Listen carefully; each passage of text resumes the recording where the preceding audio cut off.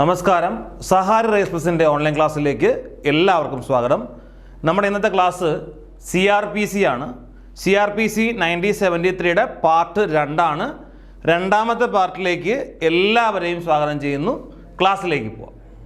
അപ്പോൾ ഈ സെക്ഷൻ, അതായത് CRPCയിൽ നമ്മൾ ഇനി പഠിക്കാൻ പോകുന്നത് അറസ്റ്റ് എന്നൊരു ഭാഗവുമായി ബന്ധപ്പെട്ട കുറച്ച് സെക്ഷനുകളാണ്. CRPCയിൽ നമ്മളിനി അറസ്റ്റാണ് പഠിക്കാൻ പോകുന്നത്. അറസ്റ്റുമായി ബന്ധപ്പെട്ട് നമുക്ക് സിലബസിൽ പറഞ്ഞിരിക്കുന്ന പ്രധാന ഭാഗങ്ങളിലൂടെ മാത്രമാണ് നമ്മൾ കടന്നു പോകുന്നത്. അപ്പോൾ എന്തൊക്കെയാണെന്ന് സെക്ഷൻ പരിശോധിക്കാം. സെക്ഷൻ 41 CRPCയിൽ പാർട്ട് 2 നമ്മുടെ ക്ലാസ്സിൽ സ്റ്റാർട്ട് ചെയ്യുന്നത് സെക്ഷൻ 41ലാണ്. എന്താണ് 41ൽ പറഞ്ഞിരിക്കുന്നതെന്ന് നോക്കാം. അപ്പോൾ എന്താണ്? പോലീസിന് എപ്പോൾ വാറന്റ് കൂടാതെ അറസ്റ്റ് ചെയ്യാം എന്ന് സെക്ഷൻ 41ൽ പറയുന്നു. ശ്രദ്ധിക്കുക, നിങ്ങൾ എന്ന ഉദ്യോഗാർത്ഥി ഇങ്ങനെ മാത്രമേ ഇതിനെ എന്ത് ചെയ്യാവൂ, കാണാവൂ. അതായത് അറസ്റ്റാണ് നമ്മളിനി പഠിക്കാൻ പോകുന്ന ആകെ സെക്ഷനുകൾ. ആ അറസ്റ്റിൽ 41 പറയുന്നത് ഇങ്ങനെയാണ്: പോലീസിന് അറസ്റ്റ് ചെയ്യാം. എങ്ങനെ? വാറന്റ് കൂടാതെ അറസ്റ്റ് ചെയ്യാൻ പറ്റുന്ന സിറ്റുവേഷൻസ് ആണ്, സന്ദർഭങ്ങളാണ് നമ്മളിനി സെക്ഷൻ 41ൽ പറയുന്നത്. അപ്പോൾ പോലീസിന് അറസ്റ്റ് ചെയ്യാം. അറസ്റ്റിനെ കുറിച്ച് നമ്മൾ പഠിക്കുന്നു. അറസ്റ്റ് ചെയ്യാം എങ്ങനെയാണ്? വാറന്റ് കൂടാതെ അറസ്റ്റ് ചെയ്യാം. എങ്ങനെ? വാറന്റ് കൂടാതെ അറസ്റ്റ് ചെയ്യാം.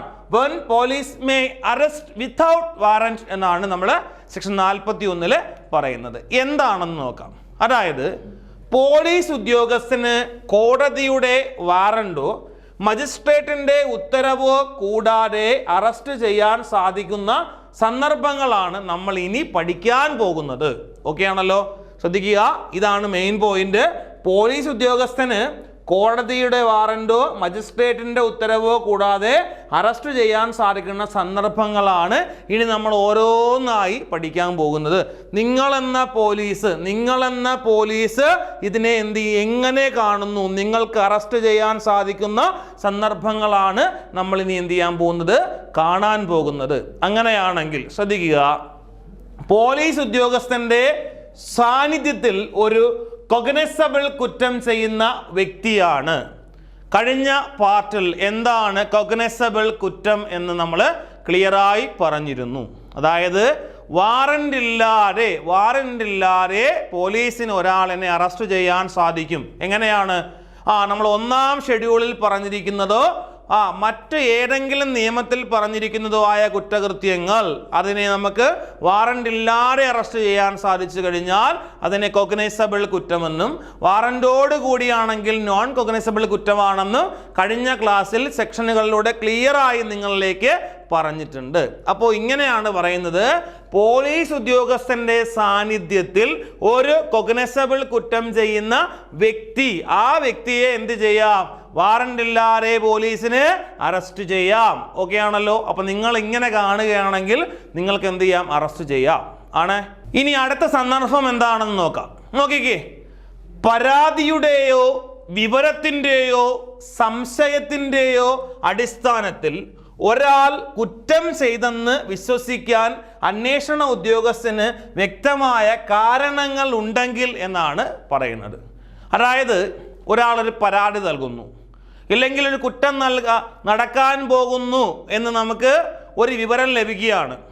ഇനി അതല്ല, നമുക്കൊരു സംശയം ഉണ്ടാകുന്നു, ഒരു കുറ്റമുണ്ടായി, ആ കുറ്റം ഇന്നയാളാണ് നടത്തിയത് എന്ന ഒരു സംശയം ഉണ്ടാകുന്നു.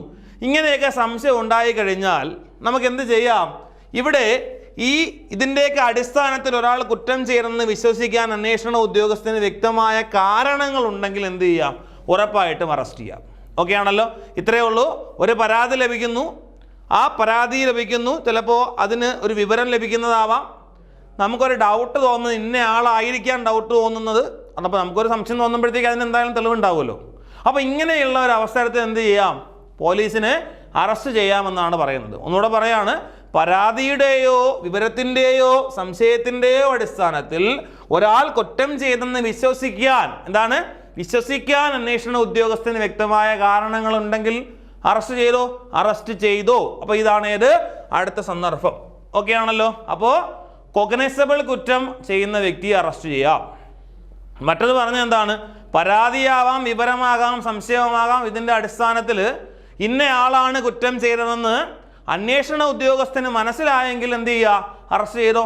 ഇതാണ് അടുത്ത ഒരു സന്ദർഭം. ഇനി അടുത്ത സന്ദർഭം നോക്കുകയാണ്. 7 വർഷത്തിൽ കുറയാത്തതോ 7 വർഷത്തിൽ കൂടിയതോ, അത് പിഴയോട് കൂടിയതോ അല്ലാത്തതോ ആയ ശിക്ഷ ലഭിക്കാവുന്ന ഏതെങ്കിലും കോഗ്നിസബിൾ കുറ്റം ചെയ്തു എന്ന് വിശ്വസിക്കാൻ അന്വേഷണ ഉദ്യോഗസ്ഥന് വ്യക്തമായ കാരണമുണ്ടെങ്കിൽ എന്ത് ചെയ്യാം? അറസ്റ്റ് ചെയ്യാം. അതായത് ഇത് കണ്ട് നിങ്ങൾ ആരും എന്ത് ചെയ്യണ്ട, പേടിക്കേണ്ട കാര്യമില്ല. കണ്ടന്റ് മാത്രം പഠിച്ചാൽ മതി. ഓക്കെ, എന്താണെന്ന് ഒന്നുകൂടെ നോക്കാം.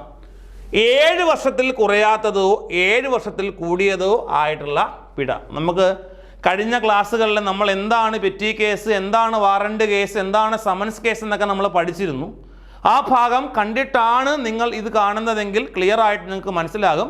അല്ലാത്ത പക്ഷം നിങ്ങൾ ആ ക്ലാസ് എന്ത് ചെയ്യണം? ക്ലിയർ ആയിട്ട് കാണണം. ഉറപ്പായിട്ടും കണ്ടിട്ട് മാത്രമേ എന്ത് ചെയ്യാവൂ? ഈ പാർട്ട് കാണാവൂ. അപ്പോൾ അവിടെ പറയുന്നത് ഇങ്ങനെയാണ്: 7 വർഷത്തിൽ കൂടിയതോ അല്ലെങ്കിൽ കുറഞ്ഞതോ എന്തും ആയിക്കൊള്ളട്ടെ, പിഴയുള്ളതാവാം, പിഴയോട് കൂടിയതല്ലാത്തതാവാം, എന്തോ ആയിക്കൊള്ളട്ടെ, ഇങ്ങനെ ശിക്ഷ ലഭിക്കാവുന്ന ഏത് കുറ്റമാണ്? കോഗ്നിസബിൾ കുറ്റം ചെയ്തു എന്ന് വിശ്വസിക്കാൻ അന്വേഷണ ഉദ്യോഗസ്ഥന് വ്യക്തമായ കാരണമുണ്ടെങ്കിൽ എന്നാണ് പറയുന്നത്. ശരിക്കും പറഞ്ഞാൽ ചില പാർട്ടുകൾ എടുക്കുമ്പോൾ, ചില സെക്ഷനുകളൊക്കെ എടുക്കുമ്പോഴത്തേക്ക് നമുക്ക് പല ലൂപ്പ് ഹോൾസും കാണും. അത് ഒഴിവാക്കാൻ വേണ്ടിയിട്ടാണ് ഇങ്ങനെയുള്ള സെക്ഷനുകളിലെ സന്ദർഭങ്ങൾ എന്ത് ചെയ്യുന്നത് പറയുന്നത്. അതായത് നേരത്തെ നമ്മൾ പറഞ്ഞു തന്നെയാണ്, കോഗ്നിസബിൾ കുറ്റമാണെങ്കിൽ എന്ത് ചെയ്യാം? അത് അന്വേഷണ ഉദ്യോഗസ്ഥന് എന്ത് ചെയ്യാം? നേരിട്ട് ആ കേസ് എടുക്കാൻ പറ്റുന്ന, അതായത് നമുക്ക് അറസ്റ്റ് ചെയ്യാൻ പറ്റുന്നതാണ്. അങ്ങനെയാണെങ്കിൽ ഇവിടെ പറയുന്ന എത്രയേ ഉള്ളൂ? 7 വർഷത്തിൽ കുറഞ്ഞതോ അല്ലെങ്കിൽ കൂടിയതോ ആകാം, അല്ലെങ്കിൽ എന്താണ് പിഴയോട് കൂടിയതോ അല്ലാത്തതോ ആകാം. അപ്പോൾ ഇങ്ങനെ ആയിട്ടുള്ള എന്താണെങ്കിലും ശരി, അങ്ങനെയുള്ള ഈ വർഷത്തിൻ്റെ കണക്ക് പറഞ്ഞിട്ടും എന്ത് ചെയ്യുന്നുണ്ട്? നമുക്ക് അറസ്റ്റ് ചെയ്യാം എന്നാണ് പറയുന്നത്. ഇതാണ് മറ്റൊരു സന്ദർഭം. നിങ്ങൾ ക്ലിയർ ആയിട്ട് മനസ്സിലാക്കണമെന്നുള്ള പ്രതീക്ഷയിൽ അടുത്തൊരു സന്ദർഭത്തിലേക്ക് പോവുകയാണ്. നോക്കിക്കേ, ഒരു കുറ്റകൃത്യത്തിൻ്റെ ശരിയായ അന്വേഷണത്തിന് വേണ്ടി എന്ത് ചെയ്യാം? അറസ്റ്റ് ചെയ്യാം. അത് നിങ്ങൾക്ക് എടുത്ത് പറഞ്ഞു തരേണ്ട കാര്യമില്ലല്ലോ. ഉറപ്പായിട്ടും നമുക്കറിയാം, ഒരു കുറ്റം ചെയ്ത് കഴിഞ്ഞാൽ പോലീസ് കൊണ്ടുപോകും, പോലീസ് പിടിക്കും ആണല്ലോ. ഇനി അടുത്തൊരു കാര്യം പറയാണ്, പോലീസ് കൊണ്ടുപോകും എന്ന് നമ്മൾ പറയുമ്പോഴും നമ്മൾ അറിഞ്ഞിരിക്കേണ്ട കാര്യം ഇതാണ്: പോലീസ് കൊണ്ടുപോയി കഴിഞ്ഞാൽ നമ്മൾ അതിനെ പറയുന്നത് അറസ്റ്റ് ചെയ്തു എന്നല്ല. പിന്നെന്താ പറയുന്നത്? പോലീസ് കസ്റ്റഡിയിൽ എടുത്തു. കസ്റ്റഡിയാണ്. അതായത് പോലീസിനെ വിളിച്ചു വരുത്താം, കാര്യങ്ങൾ ചോദിക്കാം, ഇങ്ങനെ എന്ത് വേണമെങ്കിലും നടത്താം. ഇനി പോലീസ് എന്ന ഒരാളിന് സംശയമുണ്ടെന്ന് നിങ്ങൾ വിചാരിക്കുക. ആ സംശയം ഉണ്ടെങ്കിൽ, ഇപ്പോൾ ഒരു കൊലപാതകം നടക്കുമ്പോൾ എന്ത് ചെയ്യും? ഉറപ്പായിട്ടും ഒരാളിന് സംശയം ഉണ്ടെങ്കിൽ പോലീസിന് എന്ത് ചെയ്യാം? അറസ്റ്റ് ചെയ്യാം. ഈ അറസ്റ്റ് ചെയ്യാമെന്നേ പറയുന്നുള്ളൂ. ആ അറസ്റ്റ് ശരിയാണെങ്കിൽ പോലീസ് സാഹചര്യ തെളിവുകൾ നിരത്തി എന്ത് ചെയ്യണം? അത് കോടതിയിൽ തെളിയിക്കണം. എങ്കിൽ മാത്രമേ അതെന്ത് ചെയ്യുള്ളൂ?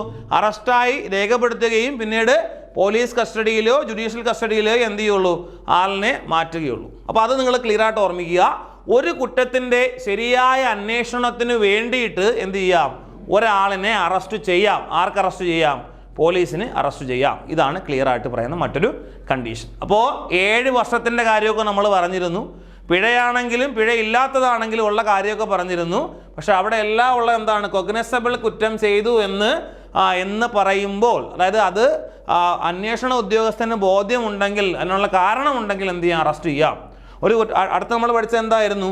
ഒരു കുറ്റകൃത്യത്തിൻ്റെ ശരിയായ അന്വേഷണത്തിന് വേണ്ടിയും എന്ത് ചെയ്യാം? അറസ്റ്റ് ചെയ്യാം. ചെയ്തൂടെ? അപ്പോൾ അടുത്ത സന്ദർഭം എന്താണെന്ന് നോക്കിക്കേ. ഒരു വ്യക്തി തെളിവ് നശിപ്പിക്കാനോ കൃത്രിമം കാണിക്കാനോ സാധ്യത ഉണ്ട് എന്ന് കണ്ടാൽ ആ ആളിനെ അറസ്റ്റ് ചെയ്യാം.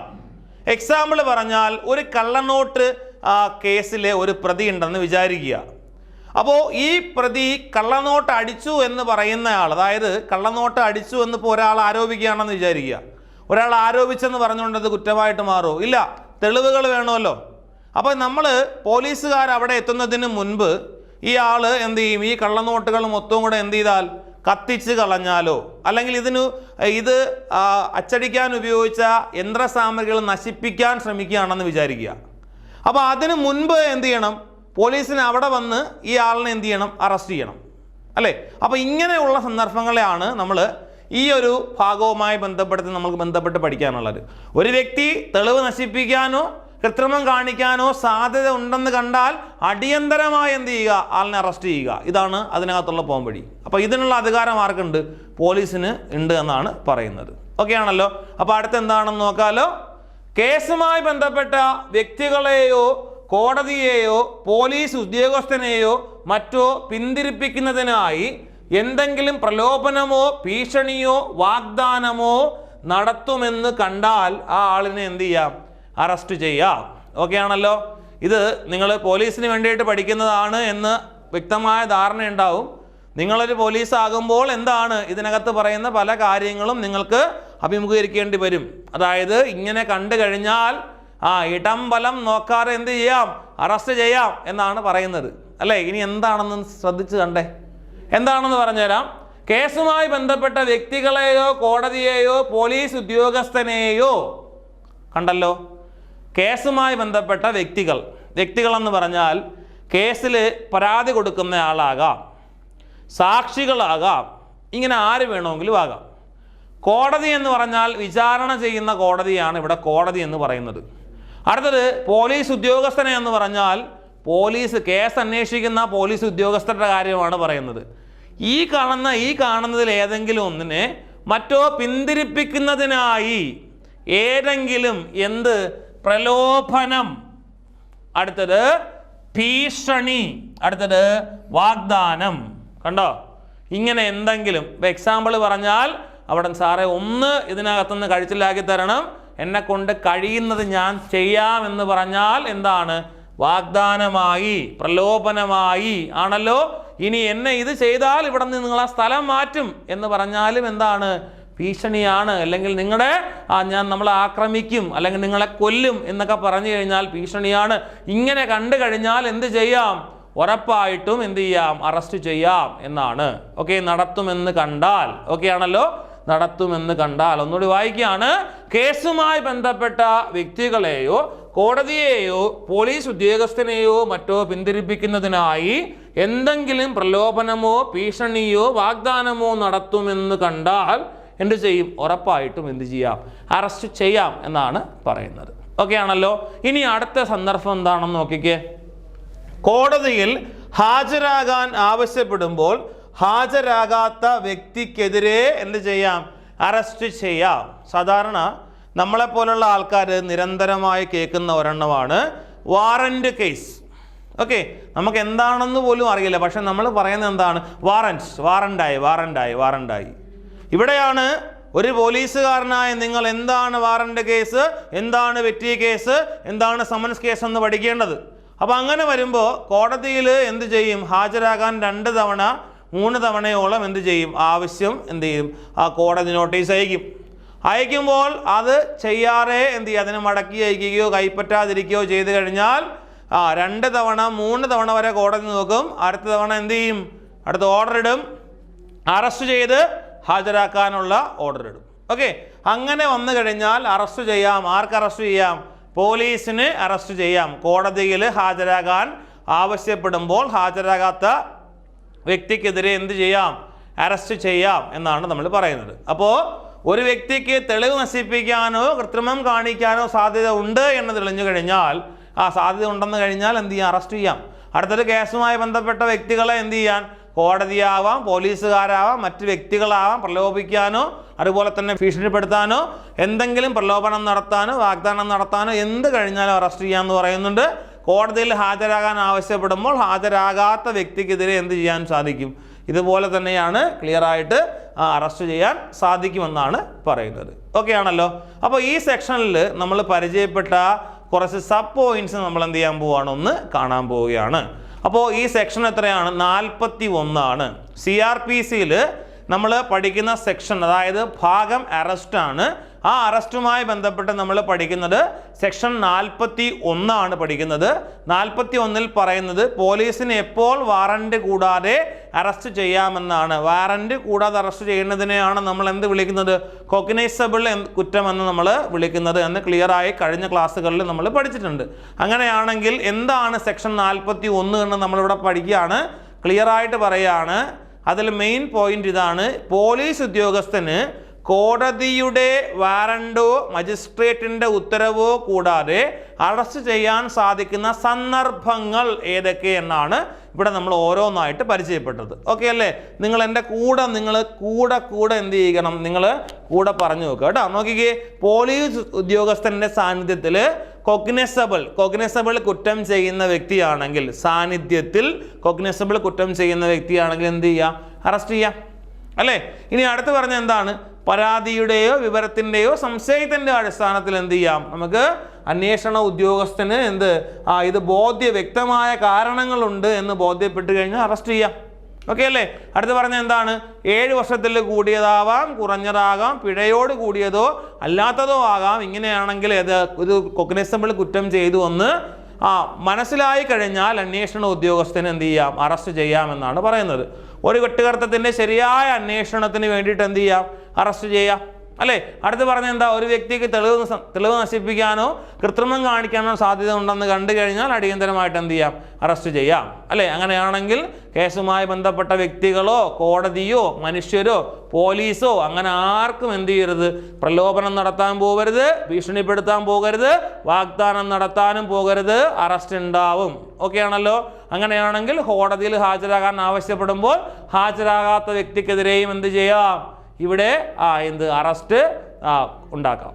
അടുത്തതായി സെക്ഷൻ 41A, CRPCയിൽ 41A എന്താണ് എന്നാണ് പരിശോധിക്കാനുള്ളത്. എന്താണെന്ന് നോക്കാമല്ലോ.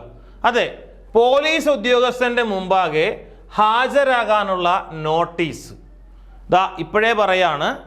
നമ്മൾ സെക്ഷനുകളും എന്താണ് ഇതിൻ്റെ പ്രധാന ധർമ്മം ഒന്നുമാണ് നമ്മൾ എന്ത് ചെയ്യുന്നത്? പഠിക്കുന്നത്. അങ്ങനെ പഠിക്കുമ്പോൾ നമ്മൾ ആദ്യം പഠിക്കേണ്ടത്, ഇവിടെ പഠിക്കേണ്ടത് എന്താണ്? നോട്ടീസ് എന്നാണ്. Notice 41A notice. 41A notice എന്ത് നോട്ടീസാണ്? പോലീസ് ഉദ്യോഗസ്ഥന് മുമ്പാകെ ഹാജരാകാനുള്ള നോട്ടീസാണ്. അത് എന്താണെന്നാണ് നമ്മൾ ഇനി പറയാൻ പോകുന്നത്. ഇതിന് സബായിട്ട് പറയാൻ പോകുന്നത് എന്താണ് നോട്ടീസുമായി ബന്ധപ്പെട്ട കാര്യമെന്നാണ് പറയാൻ പോകുന്നത്. ശ്രദ്ധിക്കുക.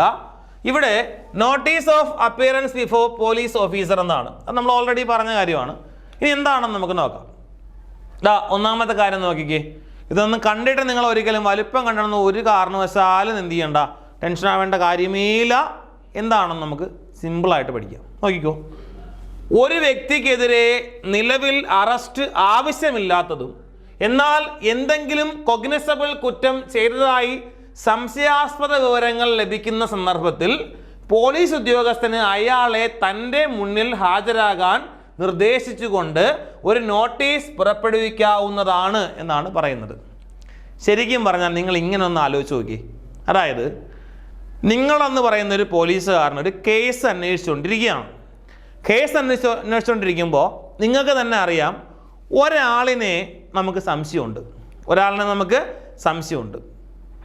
സംശയമേ ഉള്ളൂ. അതായത് ആ കുറ്റം ചെയ്തു എന്ന് നമുക്ക് സംശയമുണ്ട്. സംശയത്തിൻ്റെ പേരിൽ എന്ത് ചെയ്യാൻ സാധിക്കില്ല? ഒരാളിനെ നമുക്ക് അറസ്റ്റ് പെട്ടെന്ന് ചെയ്യാൻ സാധിക്കില്ല. കാരണം ചോദ്യം വരും, എങ്ങനെ ഉണ്ടായി എന്ന് ചോദ്യം വരും. അപ്പോൾ അറസ്റ്റ് ചെയ്യാൻ പറ്റില്ല. അപ്പം നമുക്ക് എന്ത് ചെയ്യാം?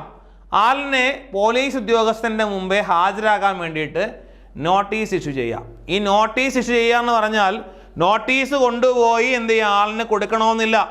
ആളിന് അയച്ചു കൊടുത്താൽ മതി. അതിന് എന്ത് ചെയ്യാം? നമുക്ക് മീഡിയാസ് ഉപയോഗിക്കാം, അതുപോലെ തന്നെ മറ്റു മാർഗങ്ങൾ ഉപയോഗിക്കാം. ഒരാളുടെ കയ്യിൽ നോട്ടീസ് കൊടുത്തു വിടാം. ഇങ്ങനെയുള്ള എന്ത് വേണമെങ്കിലും ചെയ്യാം. അപ്പോൾ നോട്ടീസ് പുറപ്പെടുവിക്കാം എന്നാണ് പറയുന്നത്. ഓക്കെ ആണല്ലോ? തൻ്റെ മുമ്പിൽ ഹാജരാകാൻ വേണ്ടി നോട്ടീസ് പുറപ്പെടുവിക്കാം. ഓക്കെ ആണല്ലോ? ഇനി നിങ്ങൾക്ക് കാര്യം മനസ്സിലാവുമല്ലോ എന്താണെന്ന്. ഇനി ഒന്ന് വായിച്ചു നോക്കിയേ. ഒരു വ്യക്തിക്കെതിരെ നിലവിൽ അറസ്റ്റ് ആവശ്യമില്ലാത്ത അറസ്റ്റാണ്.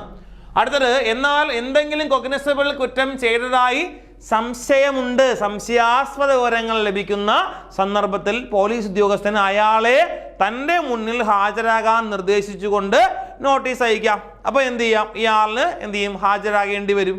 ഇതാണ് നോട്ടീസിനെ കുറിച്ച് 41A ആദ്യം നിങ്ങൾ പഠിക്കേണ്ടത്. അടുത്ത നോക്കിക്കേ.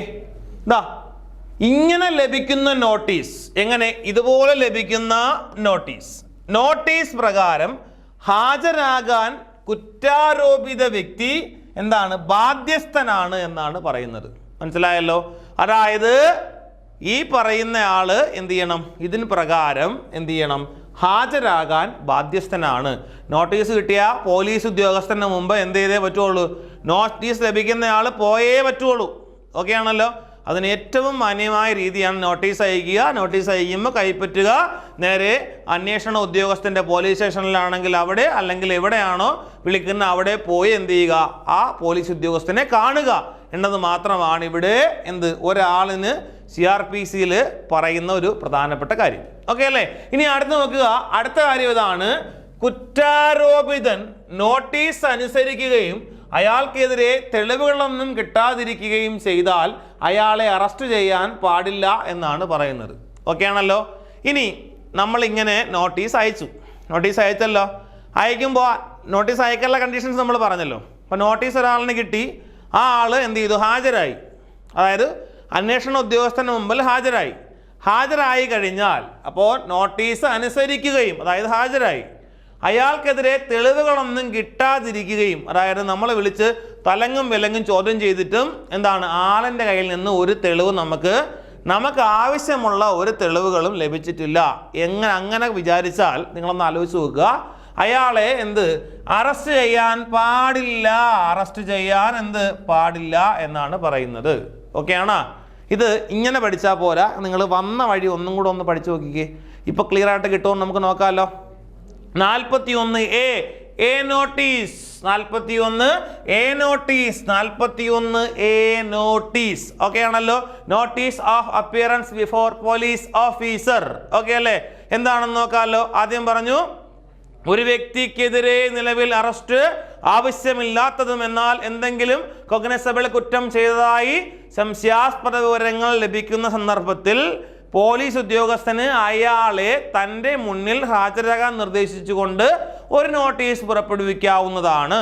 അതായത് നമുക്ക് അറസ്റ്റ് ഇപ്പോൾ ആവശ്യമില്ല, പക്ഷേ ആളിനെ എന്ത് ചെയ്യണം? ചോദ്യം ചെയ്യണം. അതിന് വേണ്ടിയിട്ട് നമുക്ക് എന്ത് ചെയ്യാം? ചില സെൻസിറ്റീവായിട്ടുള്ള സമയങ്ങളിലാണ് കേട്ടോ എന്ത് ചെയ്യാം? നേരെ നോട്ടീസ് അയക്കാം. നോട്ടീസ് അയച്ചിട്ട് എന്ത് ചെയ്യാം? നമുക്ക് ഇതുപോലെ എന്ത് ചെയ്യാം? നോട്ടീസ് പുറപ്പെടുവിച്ച് ആളിൻ്റെ അടുത്ത് കാര്യം പറയാം. അപ്പോൾ ആൾ എന്ത് ചെയ്യണം? ബാധ്യസ്ഥനാണ്. എങ്ങനെ? നോട്ടീസ് കൈ കിട്ടിയാൽ പോലീസ് ഉദ്യോഗസ്ഥന് മുൻപിൽ ഹാജരാകാൻ ബാധ്യസ്ഥനാണ്. ആയി എന്ന് വിചാരിക്കുക.